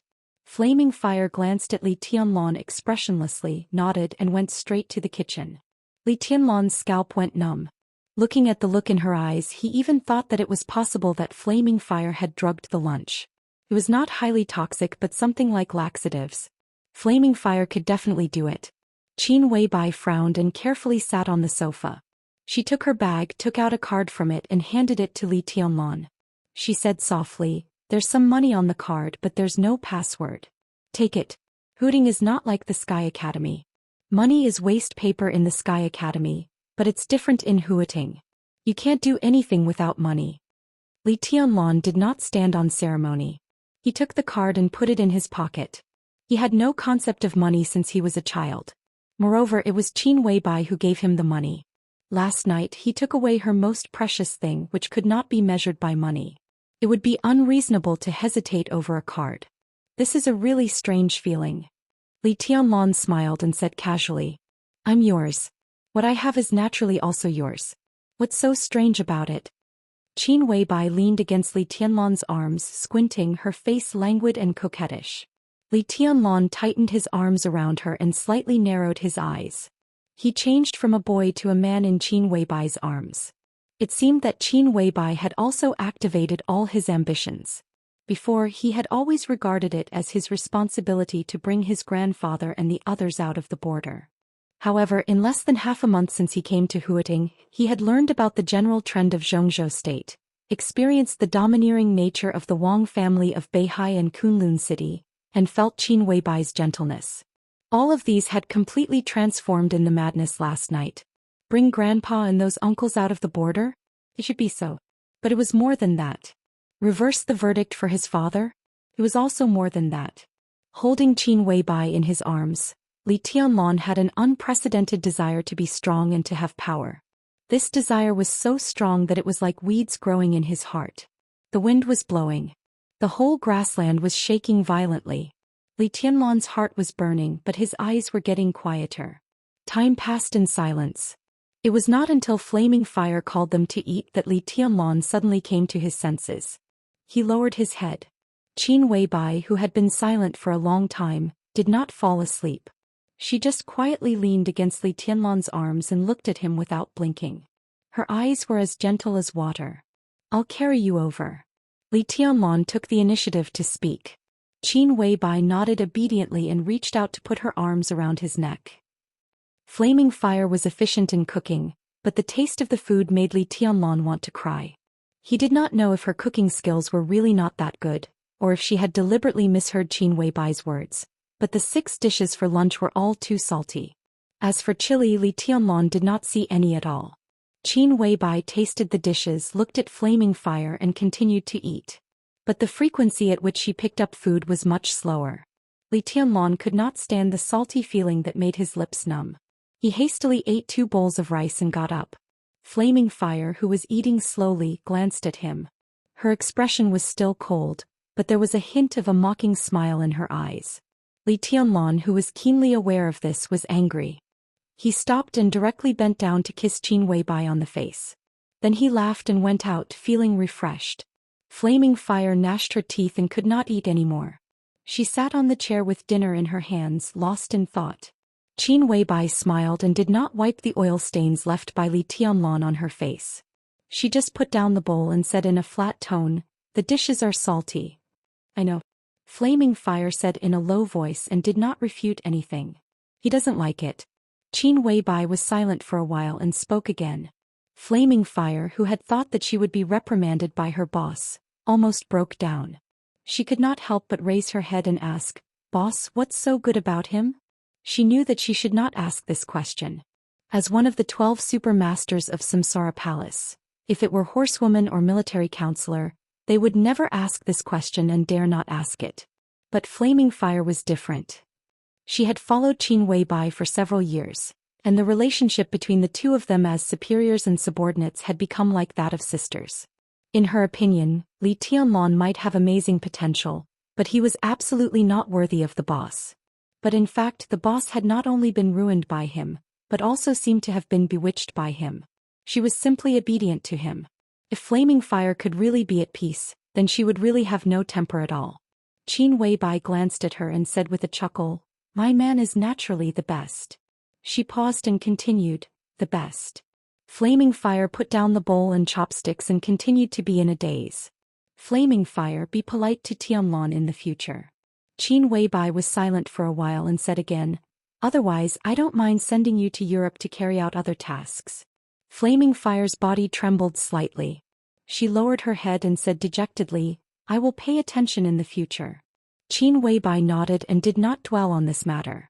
She changed the topic and said, "Did you miss anything about Tianlan in the Sky Academy?" "No." Flaming Fire said in an affirmative tone.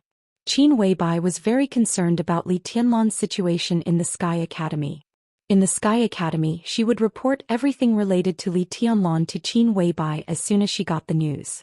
Qin Weibai nodded and whispered, "The Lu family of Huating, Gu Yunxia, and the Wang family of Beihai, whose position is difficult to determine in the future." She frowned and seemed to be a little hesitant. "Outside, there are horsewomen's secret protection. In the Sky Academy, There is Zhuang Huayang's protection. They dare not do anything. Flaming Fire said. It's still not safe. When they go crazy, what can't they do? Qin Weibai shook her head and was silent for a few seconds. She suddenly asked, doesn't the Sky Academy want to choose the person in charge of their assassination course in Sai City? Has the candidate been decided? I don't know yet. Flaming Fire hesitated and said directly, it's hard for us to collect information about Sai City. Then you go to Sai City. Qin Weibai said decisively, help me take a message to the city lord. Flaming Fire raised her eyebrows in surprise and felt somewhat inexplicable. The Samsara Palace had no conflict with Sai City in the past, but they had no interaction at all. Forget it. I'd better write it on paper. You go to Sai City in person and give it to Situ Tsangyue. Qin Weibai shook her head and looked at Flaming Fire seriously. She said calmly, you must give it to her in person. Flaming Fire nodded with a solemn face. Qin Weibai found a pen and paper and wrote 2 short lines. Then she put it in an envelope and handed it to Flaming Fire. She said, you go now. I'll ask the military counselor to protect Tianlong for the time being and let Horsewoman protect me. There will be no problem. Flaming Fire took the envelope and said yes. Then she left the villa without hesitation. Qin Weibai sat alone in the dining room and watched Flaming Fire's back through the French window. She did not speak for a long time. She did not know whether Flaming Fire's trip was a blessing or a curse for her and Li Tianlong. But some things had to be made and even gambled. It could be foreseen that whether Flaming Fire's trip succeeded or not, there would be another force in the Sky Academy in the future. A force that belonged to Sai City outside the control of the Wang family of Beihai Kunlun City, and the academics. This influence would be extremely huge both in the future and in the present. Outside the window the sun was shining, birds were singing and flowers were fragrant. Chapter 49. In Huating, compared with the garden party where a membership card could represent one's status, the existence of Hanyu Palace was even less known.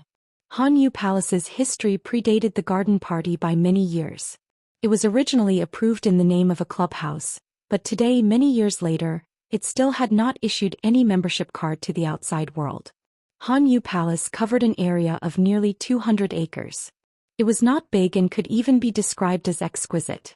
A clubhouse of this size was undoubtedly somewhat unpresentable in Huating. But if one looked at it from the perspective of size, every corner of this place could be said to be extremely perfect. Hanyu Palace was located in the western suburbs of Huating, facing northeast from southwest. In terms of feng shui, it was a standard paradise with a golden throne, a pagoda and a cornucopia. It was backed by a high mountain and had a broad prospect. It could be said to be a blessed land that could ensure eternal peace. Everything inside here was also the work of a feng shui master in Zhengzhou State.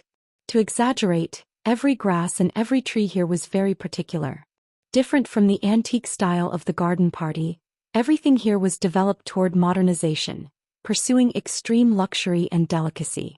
The main building in the center of Hanyu Palace covered an area of nearly 5,000 square meters and was 6 stories high.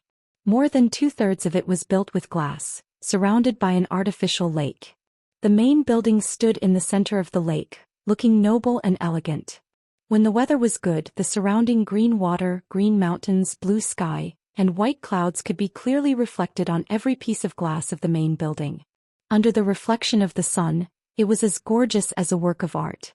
There were also a few small and exquisite villas surrounding the main building.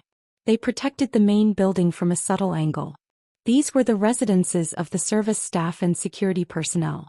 Looking down from the sky, the entire Hanyu Palace was shaped like a cold moon. It was curved in an ingenious manner. The middle was wide and the sides were narrow. Every part of the interior was arranged just right.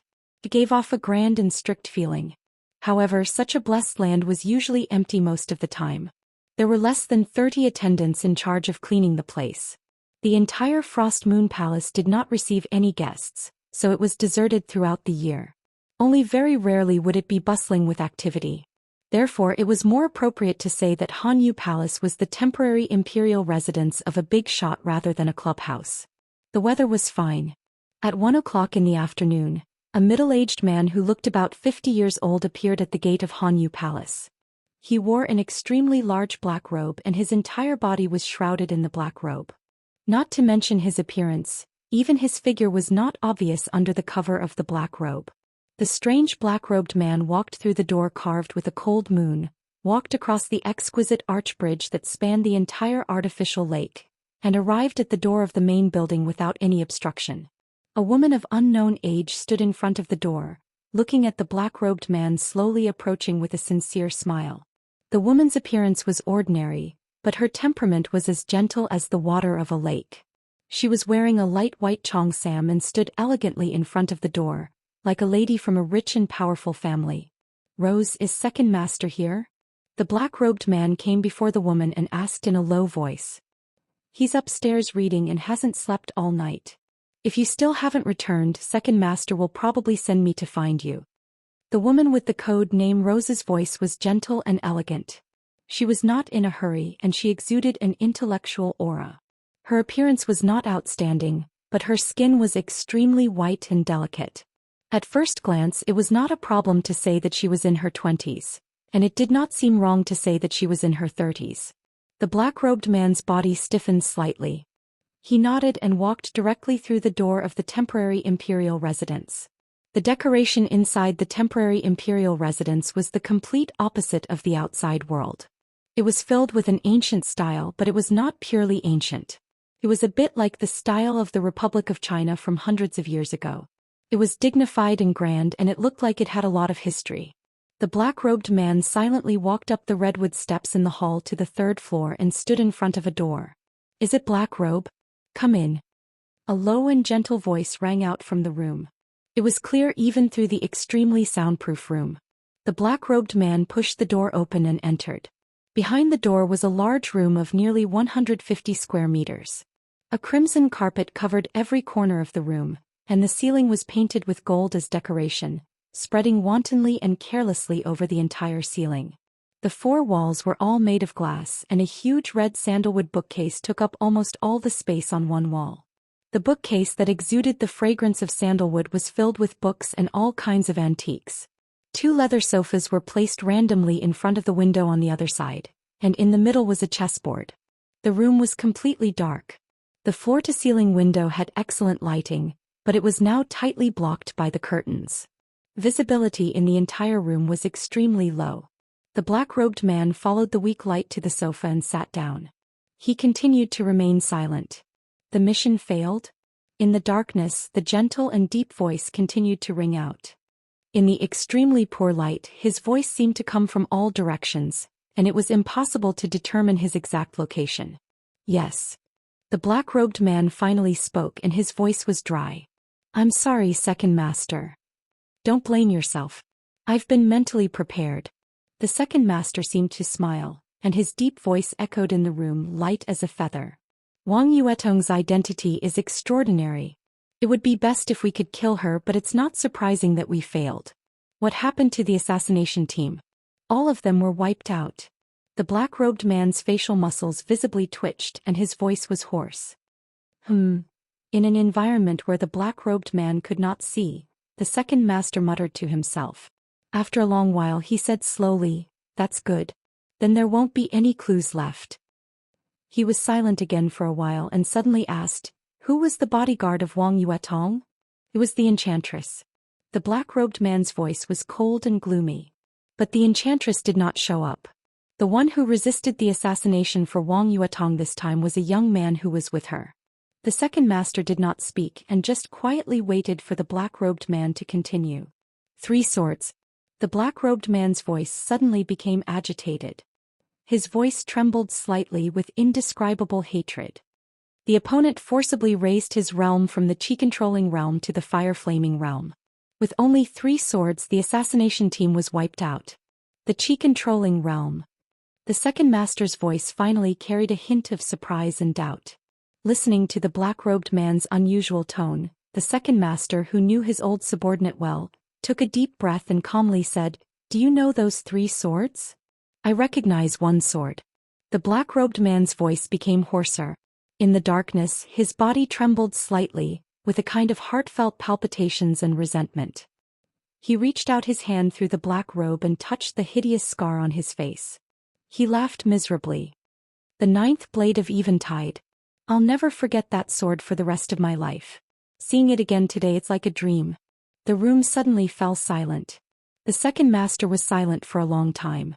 The black-robed man sat quietly on the sofa, in a trance like a soulless puppet. The ninth blade of Eventide. To others, this sword might only represent a unique skill of some once invincible realm legacy, but to him, it was a nightmare that he never wanted to mention again. 20 years ago, the black-robed man was the most powerful genius in the organization. Even the leaders of the organization thought that he had the potential to be invincible. At the age of 33, he entered the peak of the thunder-shocking realm. How high-spirited was he back then? Even the organization had trained him as a candidate for the position of a new leader. At that time, the black-robed man wholeheartedly wanted to rush into the invincible realm that all martial artists dreamed of and become one of the strongest people in the dark world. That was when he was at his craziest. He was so crazy that he took the initiative to carry out the top-secret mission within the organization. To go to the border of Xianxia state and besiege a young heavenly son of Xianxia state who had already entered the invincible realm. 3 invincible realm experts from various forces led the team, and more than 10 experts at the peak of the thunder-shocking realm assisted them. They even deployed a murderous weapon. That was the most tragic and soul-stirring battle in the black-robed man's memory. The blood of a large number of elites spilled on the battlefield, the experts lay dead, the sword light soared into the sky, and the murderous weapon roared. The black-robed man was a direct participant in that siege. Although he was at the periphery, he also had the most direct experience of the invincible realm expert's demeanor, and also the sword that changed the weather. The black-robed man laughed and cried, looking crazy. He still remembered that he was still dozens of meters away from the center of the battlefield, but the 36-year-old invincible realm expert directly swung his sword at a group of thunder-shocking realm experts while being besieged. The ninth blade of Eventide. The invincible sword intent surged. The several thunder-shocking realm experts standing at the forefront did not even move from a distance of dozens of meters. They were directly torn to pieces by the huge sword energy. The black-robed man himself could not have been spared, but when he was about to despair, a woman who had been by his side since his debut took the sword for him. After she was smashed to pieces, the aftermath of the sword energy did not dissipate. After rushing through, it destroyed half of his face. From then on, he became the black-robed man. The woman he once treasured the most was dead, and the one he saved was equivalent to a useless person. For many years, under the shadow of that sword, not only did he not break through to the invincible realm, but his realm did not even advance. Now there was still a small distance between the true peak of the thunder-shocking realm. The black-robed man gritted his teeth and suddenly said, "Second Master, I want to kill him." "Speak clearly." The second master's voice was still gentle in the darkness, but with a hint of irresistible majesty. The black-robed man seemed to realize that he was speaking incoherently. He took a deep breath and forced himself to calm down. He said, "Wang Yuetong and that guy were very clever. As soon as they realized that something was wrong, they wanted to run. I stopped their car, but I was targeted. It was the military counselor." "Which military counselor?" The second master's voice sounded a little helpless.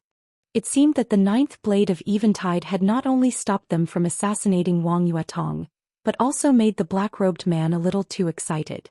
Up until now, the appearance of the enchantress made more sense. The ninth blade of Eventide and this so-called military counselor were completely inexplicable. The military counselor of Samsara. The black-robed man paused, then continued, "The one with the military counselor should be Horsewoman. I didn't dare to get too close, so I can't be sure." The second master did not speak for a long time. In the dark world today, the experts of the invincible realm were naturally unparalleled, but some special experts of the thunder-shocking realm were also shining brightly. The 12 supermasters of Samsara were like that. The enchantress of the Wang family of Beihai was like that. Now, suddenly hearing that the military counselor and horsewoman of Samsara were also at the scene of the assassination, the second master was surprised, but more than that, he felt a headache. For a moment he even felt that the assassination was a trap that someone had set for him. But as soon as this thought emerged, he forcibly suppressed it. "I heard that Wang Xiaoyao of the Wang family of Beihai has been pursuing Qin Weibai. Could it be that he succeeded?" The second master was silent for a while before he spoke to himself. There was something very strange hidden in his tone. "If my observation is correct, The military counselor is not protecting Wang Yuetong, but the little bastard beside her. The black-robed man gnashed his teeth and said, "After the military counselor found me, I retreated immediately and was chased by him for a day. Not long ago he seemed to have received some order and disappeared. If not, I would still be playing hide-and-seek with him outside." "Have you fought with him?" the second master asked. "How is the military counselor's strength?" Among the 12 super masters of Samsara, Saint ranked first. His degree of mystery was comparable to that of the palace master. Immediately after Saint was the military counselor. No one had seen the military counselor in action, and they didn't even know whether he was a man or a woman. Now that the assassination had failed, it was at least a gain to see the military counselor. "Unfathomable." The black-robed man hesitated and said slowly, "It was a man. He was mysterious and I couldn't see his face clearly. I fought with him for 2 moves and almost lost." As he said this, he was filled with indignation. If it was not because the sword attack he had personally experienced 20 years ago had shattered his martial will and caused him to be in a muddle-headed state for so many years, he would definitely not be any weaker than the military counselor. The second master grunted in the dark, deep in thought. The 9th blade of Eventide. The Samsara Palace. The Wang family of Beihai. Everything seemed to be connected. The second master didn't understand what was going on, but it didn't matter. What mattered was that he seemed to have found a more suitable entry point than Wang Yuetong. "Second master, let me kill him." The black-robed man's ferocious voice sounded again. He knew his current situation. In terms of martial arts, this was almost a standard inner demon. 20 years ago, the 9th swordsman had shattered his martial will and shattered all of his confidence. After struggling for so many years, he had finally managed to regain his footing. In the end, he saw the 9th swordsman again today. Although it was immature, it still contained boundless sword will. This sword would forever be an obstacle in his heart. Only by killing that guy would his state of mind be more peaceful, and he might even advance his martial arts. "Is it really the 9th blade?" the second master suddenly asked. "If it's really the 9th blade, it means that the young man is the current inheritor of Xuanyuantai of Kunlun. That's strange. I heard that Li Honghe had a granddaughter, but she was killed not long after she was born. He should have no descendants. What's wrong with this young man? Is he an outsider? Is Li Honghe really willing to teach such an important unique technique to an outsider? If the Li family really has an inheritor, then how did the Li family get involved with the Samsara Palace? The 2 super masters are secretly protecting him. It seems that this young man is also very important to the Samsara Palace." "Second master." The black-robed man interrupted the second master's monologue and said anxiously, "I'll do it cleanly. I won't do it unless I'm absolutely sure. Let me kill him." "Kill him?" the second master asked in reply and said softly, "It shouldn't be difficult for you to kill a young man, but how are you going to deal with the supermaster of Samsara beside him? You seem to be no match for him, be it military counselor or horsewoman. You can't let me do it myself, can you? Since he can be with Wang Yuetong, he must be a freshman of the Sky Academy. Are you going to sneak into the Sky Academy? How long can you hold on under Zhuang Huayang's attack? Oh, I forgot that there is Yu Donglai in Huading. He is also an old subordinate of Li Honghe. It seems that it doesn't take much effort for Yu Donglai to kill you. Kill him? How are you going to kill him? Please help me, second master." The black-robed man suddenly got up and knelt heavily on the ground. In the darkness, his body trembled violently. His forehead touched the carpet hard and he said again, "Please help me, second master." "When will Gu Qianchuan come to Huating?" the second master asked casually, not knowing if he had seen the black-robed man kneeling on the ground. Gu Qianchuan, the first elder of Kunlun City and the second invincible realm expert of Kunlun City. Gu Xingyun, the governor of Kunlun City and known as the god of war of Zhongzhou State, had spent most of his time in the special warfare system of Zhongzhou State in recent years. The affairs in Kunlun City were basically handled by Gu Qianchuan. The black-robed man stopped kowtowing and said softly, "In about 3 or 4 days, no more than 5 days, he will come to meet you." 3 or 5 days. Very good. I received a secret report that Wang Xingxiao, the heir of the Wang family of Beihai, is about to break through the fire-flaming realm and enter the thunder-shocking realm. Wang Tianzong is ready to take him to the desert. Now that Wang Yuetong is attacked, It is estimated that Wang Tianzong will also come to Huating in 3 or 5 days. I am afraid that it will be very lively then. The second master chuckled softly, his tone low and cold. The black-robed man hesitated and said tentatively, "Second master, do you want to expose the boy's identity and origin?" "Idiot." The second master snorted. "If we expose his origin, it is basically tantamount to admitting that we attacked Wang Yuetong. What are you thinking about? Moreover, Wang Tianzong handles everything flawlessly. If we expose the other party's identity, even if it is just for show, Wang Tianzong will temporarily protect him. At that time it will be more inconvenient for us to take action." The black-robed man lowered his head slightly and said nothing. "There is still enough time. You and Rose leave Hanyu Palace now. I will transfer Moonlight here. Rose and Moonlight will entangle military counselor and horsewoman. You know what to do, don't you?" The second master took a deep breath and asked softly. "Understood." The black-robed man trembled and kowtowed heavily. "Thank you, second master, for your help." The second master, whose body was always hidden in the darkness, said flatly, "Go ahead." The black-robed man stood up and cautiously left the dark study. In the dark study, the second master sat in his seat and thought silently. Gu Qianchuan, Wang Tianzong, and a descendant of the Li family who was highly valued by the Samsara Palace. The Li family, Kunlun City, and the Wang family had complicated grievances. If this key figure was killed, what should the 4 or even more forces do? The second master chuckled, lit a cigarette and said softly, "The more chaotic, the better." The cigarette butt flickered. In the faint light, there was an elegant and cold middle-aged face. He leaned against the leather sofa behind him and muttered to himself, "The dark world without the Li family is really lonely." Chapter 50.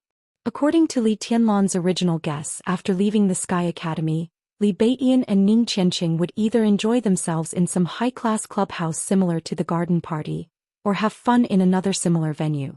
Both of them undoubtedly had the capital, be it in status or financial resources, especially Li Beiyan.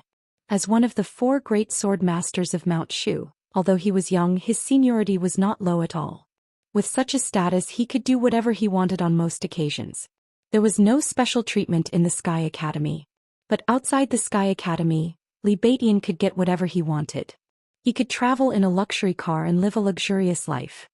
He had said before the vacation that in Huating, as long as he, the great sword master Li, waved his hand, there was no girl he couldn't get.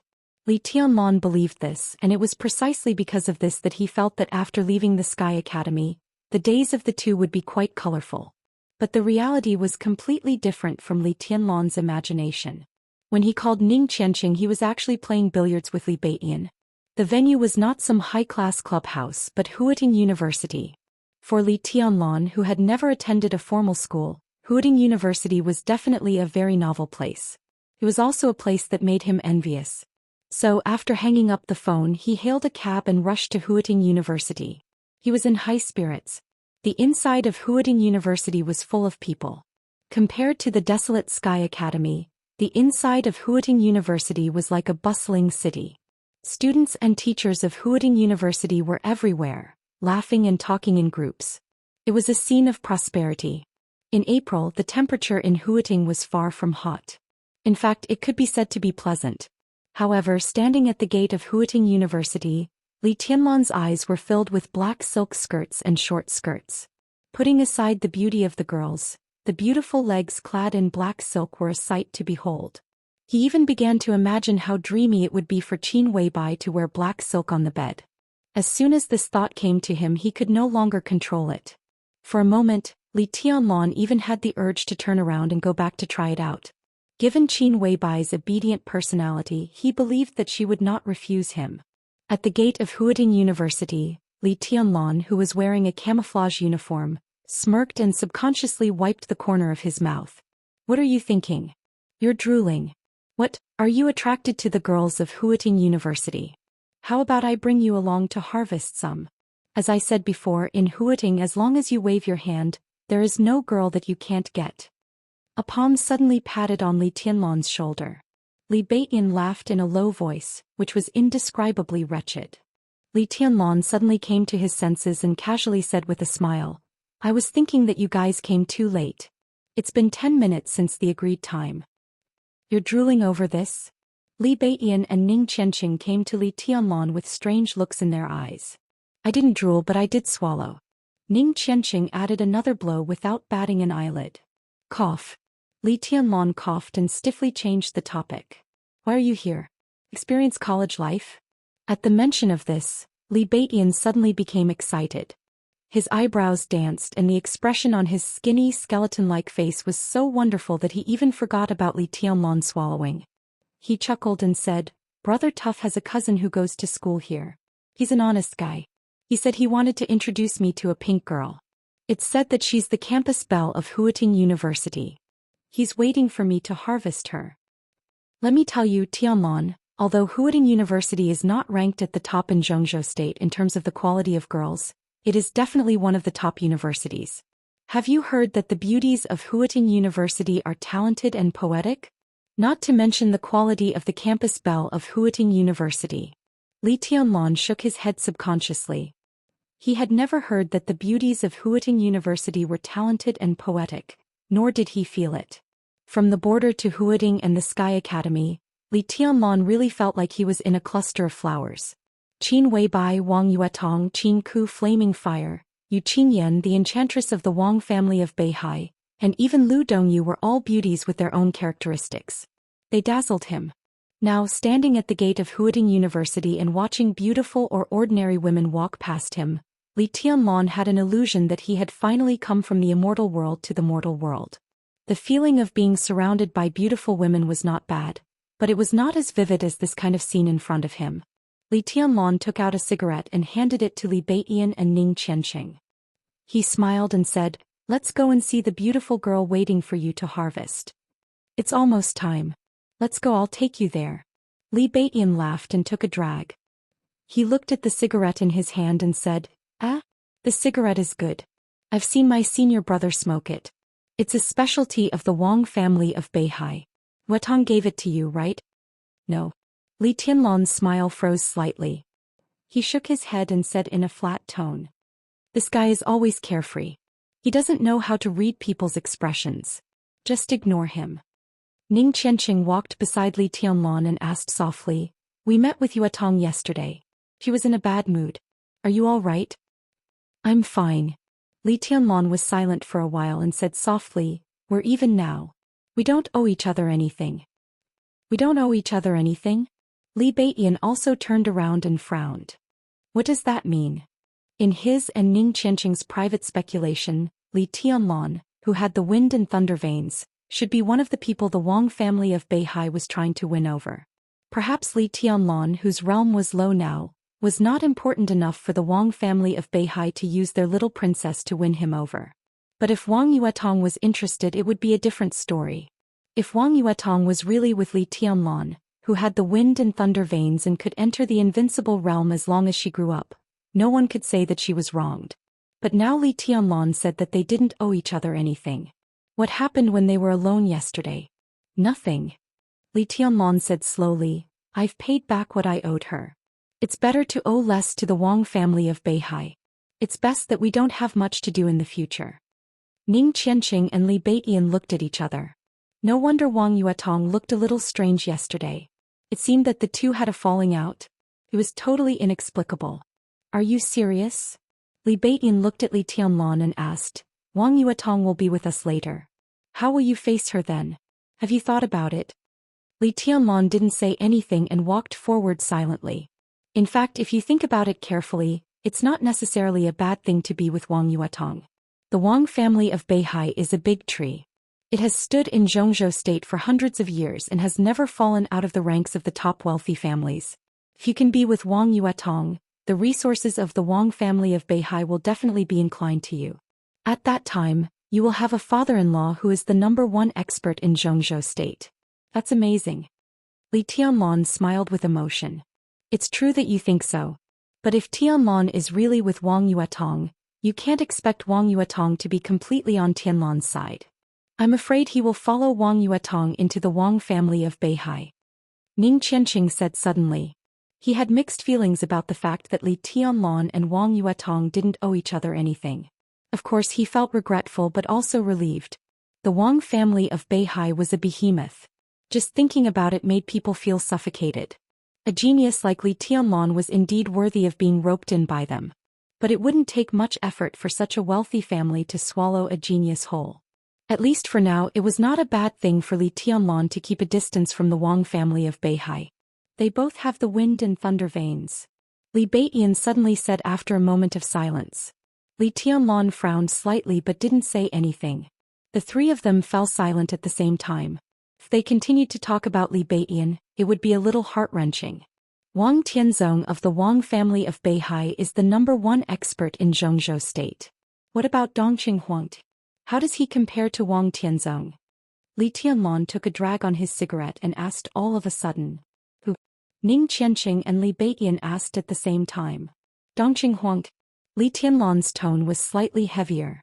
When he said the name, there was a subtle feeling in his heart. It was the first time he heard the name from Qin Weibai's ears yesterday. But from Qin Weibai's tone, Li Tianlan felt more than just her terrifying combat strength that could be said to be invincible in the world. At that time he could hear the pain and desolation in Qin Weibai's tone. That kind of emotion could not be concealed at all. Li Tianlan wouldn't be jealous of a dead person. Moreover, it was on the sofa last night that he took away Qin Weibai's most precious thing. But he didn't mind knowing more about the dead heavenly son. Therefore, when he mentioned the name Dongqing Huangtu, Li Tianlan deliberately looked at Ning Qianqing's expression. Dongqing Wudi, the commander of the Border Praetorian Corps, was the current patriarch of the Dongqing clan, and Ning Qianqing was his confidant. Therefore he should know more about the Dongqing clan which occupied the Zhongyuan province than anyone else. Dongqing Huangtu? Ning Qianqing murmured and looked at Li Beiyan. Then he asked with a blank face, "Who is Dongqing Huangtu? I've never heard of him." Li Beiyan said straightforwardly, "Is there such a person in the Dongqing clan? You don't know Dongqing Huangtu?" Li Tianlan looked surprised. "There's no such person in the Dongqing clan. I'm sure of it." Ning Qianqing shook his head. His tone was calm and he didn't seem to be lying at all. "I don't know much about the Dongqing clan. But Tianlan, are you confused? Comparing Dongqing Huangtu to Wang Tianzong? Who is Wang Tianzong? The #1 expert in Zhongzhou state, known as the Sword Emperor of Zhongzhou state. The Dongqing clan is indeed an outstanding family, but in terms of combat strength, they don't have a single invincible realm expert. How can they compare with Wang Tianzong?" Li Beiyan looked at Li Tianlan strangely. "Where did you hear about this person? The name is quite domineering." Li Tianlan remained silent. He believed that Qin Weibai wouldn't lie to him and there was no need for her to lie to him. But now Ning Qianqing and Li Beiyan both said that they had never heard of this person. That could only mean that everything about this person had been deliberately erased. Why was that? Now even the treason of his father Li Kuangtu could be brought up by Gu Yunxia. Why was the matter of Dongqing Huangtu hidden so deeply? Even Ning Qianqing and Li Beiyan, the core members of the younger generation, didn't know about it. Moreover, Dongqing Huangtu couldn't have been dead for too long. According to Qin Weibai's age when he was at his peak, Li Beiyan and Ning Qianqing should have been at least adults or close to adulthood. With their status, how could they not know anything about Dongqing Huangtu? "I heard someone mention it casually. I don't know much about it," Li Tianlan said with a smile. He wanted to show them Dongqing Huangtu's battle record, but everything about this person seemed to have become a taboo in Zhongzhou state. In that case it was better not to say it. The three of them came to a 4-story building in the inner part of Wuxia University. Li Beiyan pointed at the sign in front of him and said with a smile, "This is it." Li Tianlan looked up and glanced at the sign. He nodded and said nothing. The cyan building in front of them looked a little old. The walls were even covered with vines. The building was surrounded by gall sycamore trees. Against the backdrop of the trees and vines, the place looked very quiet. Even the signboard of the Leisure Sports Club hanging in front of the building looked a little distant. The interior of the building was a different world. The 4 floors of the building were well organized. Basketball, table tennis, and badminton were all on the first floor. The second floor was a small but exquisite bowling court. The third floor was for billiards, which was also the most popular place in the club. The fourth floor was for regular fitness equipment and yoga rooms. Li Tianlan and the two of them went all the way up to the third floor. Li Tianlan, who would instinctively observe his surroundings no matter where he went, found that the entire third floor was quiet. The dozens of billiards tables were empty. There was only a young man who looked a little handsome and he was wiping the cue stick in boredom. Business isn't good. Li Tianlong muttered to himself. Business is very good, but we've booked the whole place. Ning Qianqing smiled and directly called out to the young man who was wiping the cue stick not far away. Holong, let me introduce you to a friend. The young man who was wiping the cue looked up and walked over with the cue stick in his hand. There was a rare purity in his smile. Holong, this is my cousin Zhang Holong. He's also the owner of this club. Ning Qianqing introduced him matter-of-factly. Holong, this is my brother Li Tianlong. We slept together in the Sky Academy. Oh. Li Tianlong took the initiative to extend his hand and smiled.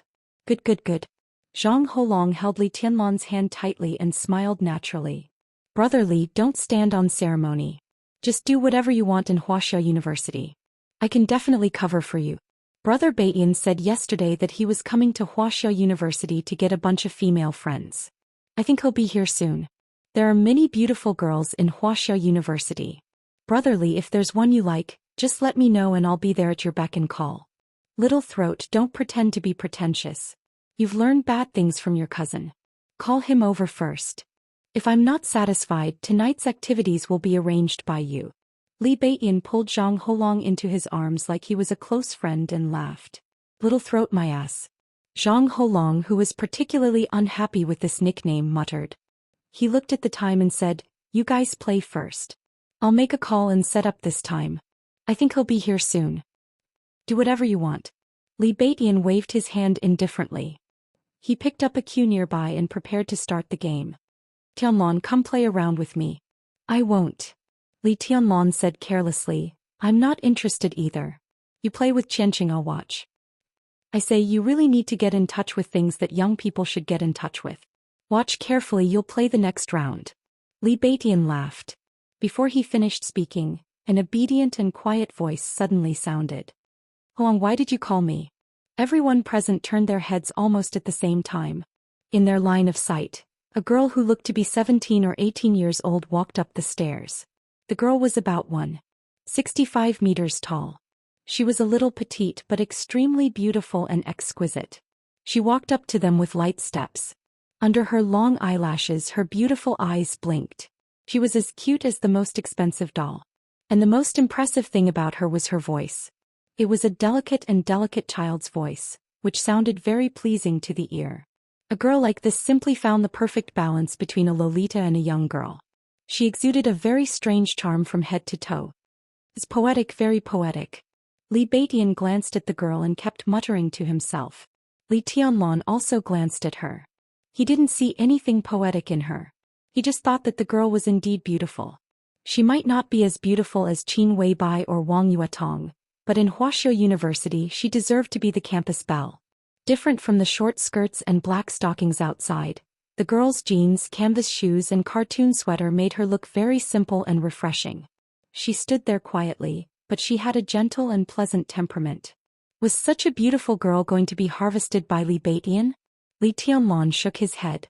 It was simply a waste of a good thing. Aha, Xinyan is here.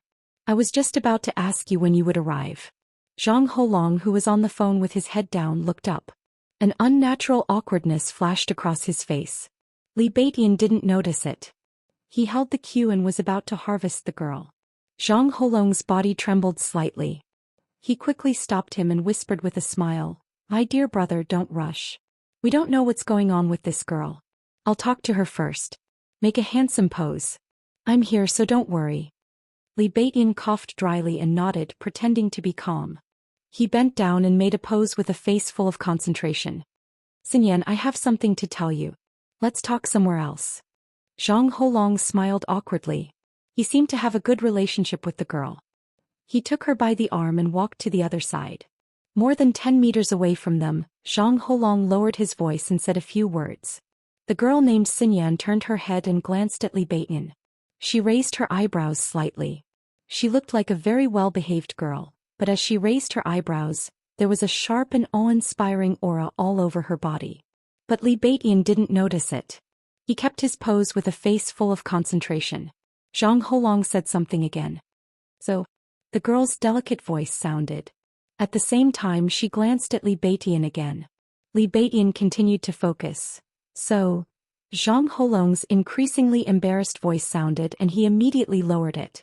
Li Tianlong watched all this with interest. He always felt that things were not so simple. As a result, he saw the girl smile sweetly like a blooming flower. Li Tianlong was slightly stunned. The next second, the girl grabbed the cue from Zhang Holong's hand and smashed it hard on Zhang Holong's head. She shouted, "Bastard Zhang Holong. I treat you as a friend. How dare you let your friend F***ck me? Do you have any humanity? Scum, bastard, despicable, nasty." Zhang Holong screamed. Without saying a word, he turned around and ran away. The girl began to chase after him with the cue. Her voice was so delicate that it could make one's imagination run wild. "Stop. How dare you run? Bastard, if you dare to take one more step, I'll find a group of people to trample your d***ck. Do you believe it or not?" Li Tianlong and Ning Qianqing were dumbfounded. Li Beiyin, who maintained a handsome posture with a focused face, shook his hand and poked the cue directly on the white ball. It was really a good shot. The white ball directly bounced off the table and flew out of the table. As if it had eyes, it smashed hard on Zhang Holong's head. Zhang Holong screamed again and fell to the ground on his back. Before he could struggle to get up, he was knocked down again by the girl behind him. Zhang Holong, who had a bitter expression on his face, simply stopped struggling. He just hugged his head and curled up his body, screaming, "Li Beiyin. Han Xinyan. F***ck. P.S. Student Zhang Holong's cameo can be taken away. Brothers who need cameos can join the new book group. 6705485567. I'll remember every cameo and make an appearance at the right time." Chapter 51. The change of style was too fast. No one expected that the girl who looked quiet and well-behaved could be so wild and unrestrained in an instant. Not only Li Tianlong, but also Ning Qianqing and Li Beiyin were shocked.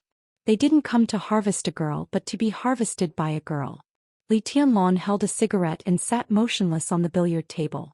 For a moment he couldn't react at all. Li Beiyin kept the posture of hitting the ball and seemed to be completely dumbfounded.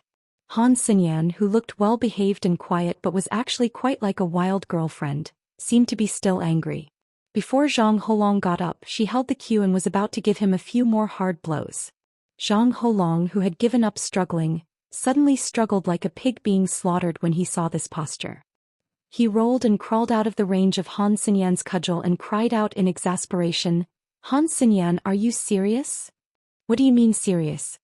Han Xinyan rushed forward with the cue. "How dare you F***ck my grandpa? You want your friend to F***ck me? How dare you? Well, Zhang Holong, I haven't seen you for a few days and you've become so awesome. Why are you so awesome? Why are you so awesome? Do you know something? Why are you so awesome?" Chickens were flying and dogs were jumping. Chicken feathers were everywhere.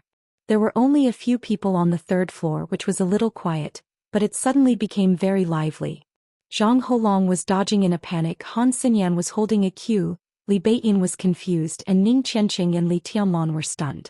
Such a scene was so beautiful that it could not be any more beautiful than that. The chase lasted for nearly 10 minutes. Nearly half of the area on the third floor was in a mess. Billiard balls of various colors rolled everywhere. Han Xinyan, who was waving the cue randomly, finally ran out of strength and threw the cue to the ground. She was still angry and said bitterly, "Bastard." Zhang Holong, who had been beaten but never fought back, took out a bottle of water from the bar and threw it to Han Xinyan with a bitter smile. He said helplessly, "I'm doing this for both of us. Xinyan, don't be angry. Let me tell you, these three are all first-class men. They are steady and reliable. Their characters and talents are top-notch. Don't you like Mount Shu very much? Beiyin is from Shu Mountain. What are you dissatisfied with?" "I like the swords of Zhou Xian, not the people of Zhou Xian."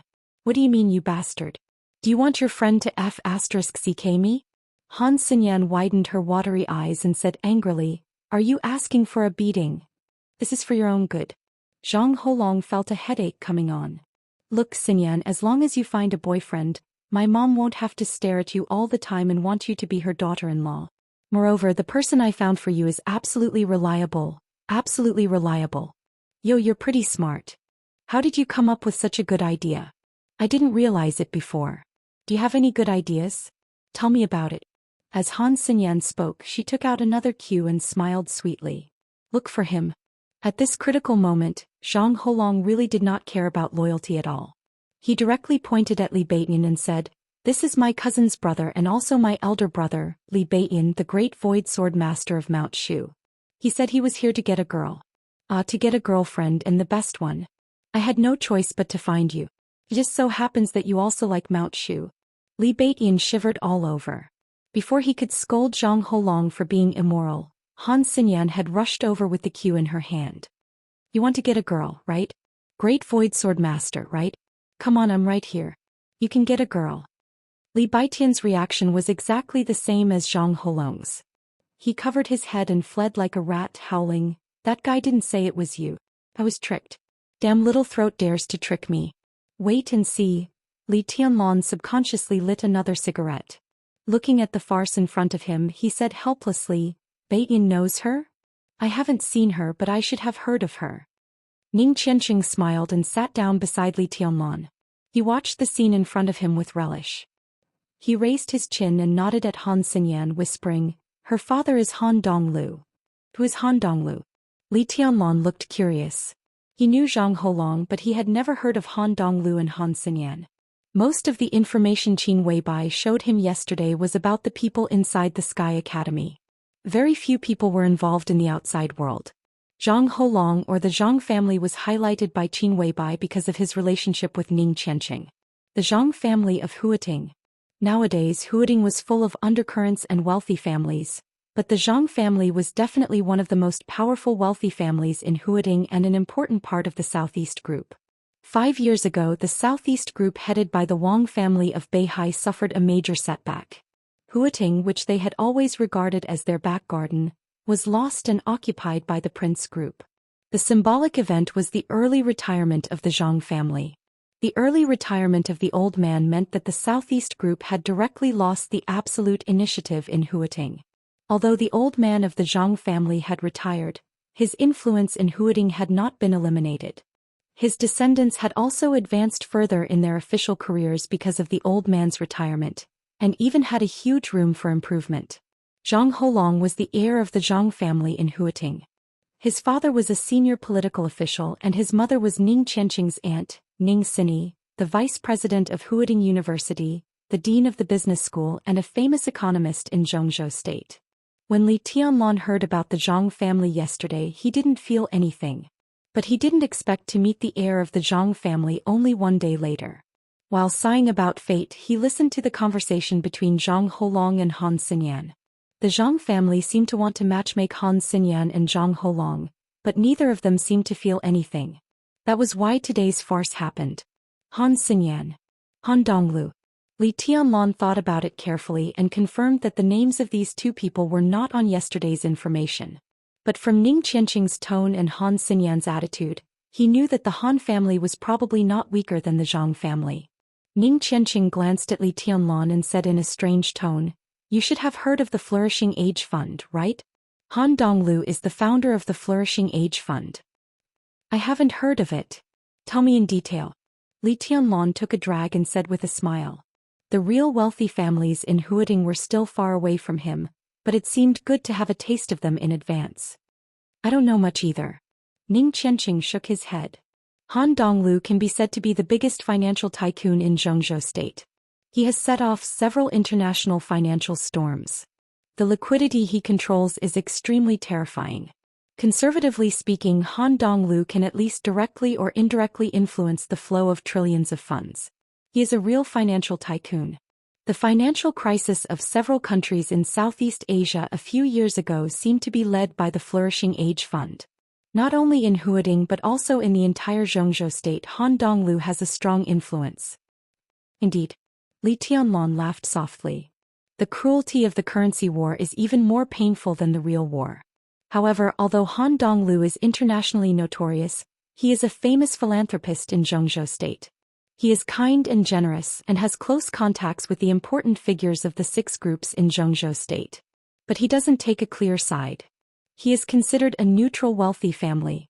Based on this alone, Han Donglu is unfathomable. Ning Qianqing's tone was filled with sincere admiration. It was not difficult to be neutral among the 6 groups in Zhengzhou state. It was also not difficult to be a wealthy family. But to be a neutral wealthy family was as difficult as ascending to heaven. The fact that Han Donglu could make it to this point without taking a clear side showed how terrifying the network of relationships under his financial empire was. Li Tianlong did not speak. He smoked thoughtfully. The unique sound of high-heeled shoes stepping on the steps rang from below and went up. Wang Yuetong's figure walked up to the third floor and stopped at the stairway. The space on the third floor was still lively. Han Xinyan seemed to have recovered her strength. She chased after Li Beitian with a cue. Zhang Holong also seemed to be involved and fled like a rat with Li Beitian. But Wang Yuetong turned a blind eye to everything in front of her. She just looked at Li Tianlong, who was sitting on the table and smoking, with a resentful and aggrieved look in her eyes. "Yuetong, here you are." Ning Qianqing took the initiative to greet her. There was a trace of undisguised amazement in his eyes. Today the little princess of the Wang family of Beihai seemed to have put on light makeup. Her originally beautiful little face looked even more attractive. She wore high-heeled shoes, black tights that could show off her figure, a white shirt and long hair loose. She looked simple and elegant. She stood in front of the stairs and did not move. She just looked at Li Tianlong in silence, her eyes deep. The scene was really a little delicate and touching. Li Tianlong sighed softly. Ning Qianqing might not feel anything about Wang Yuetong's outfit, but how could he not? This outfit was almost a copy of Qin Weibai's yesterday.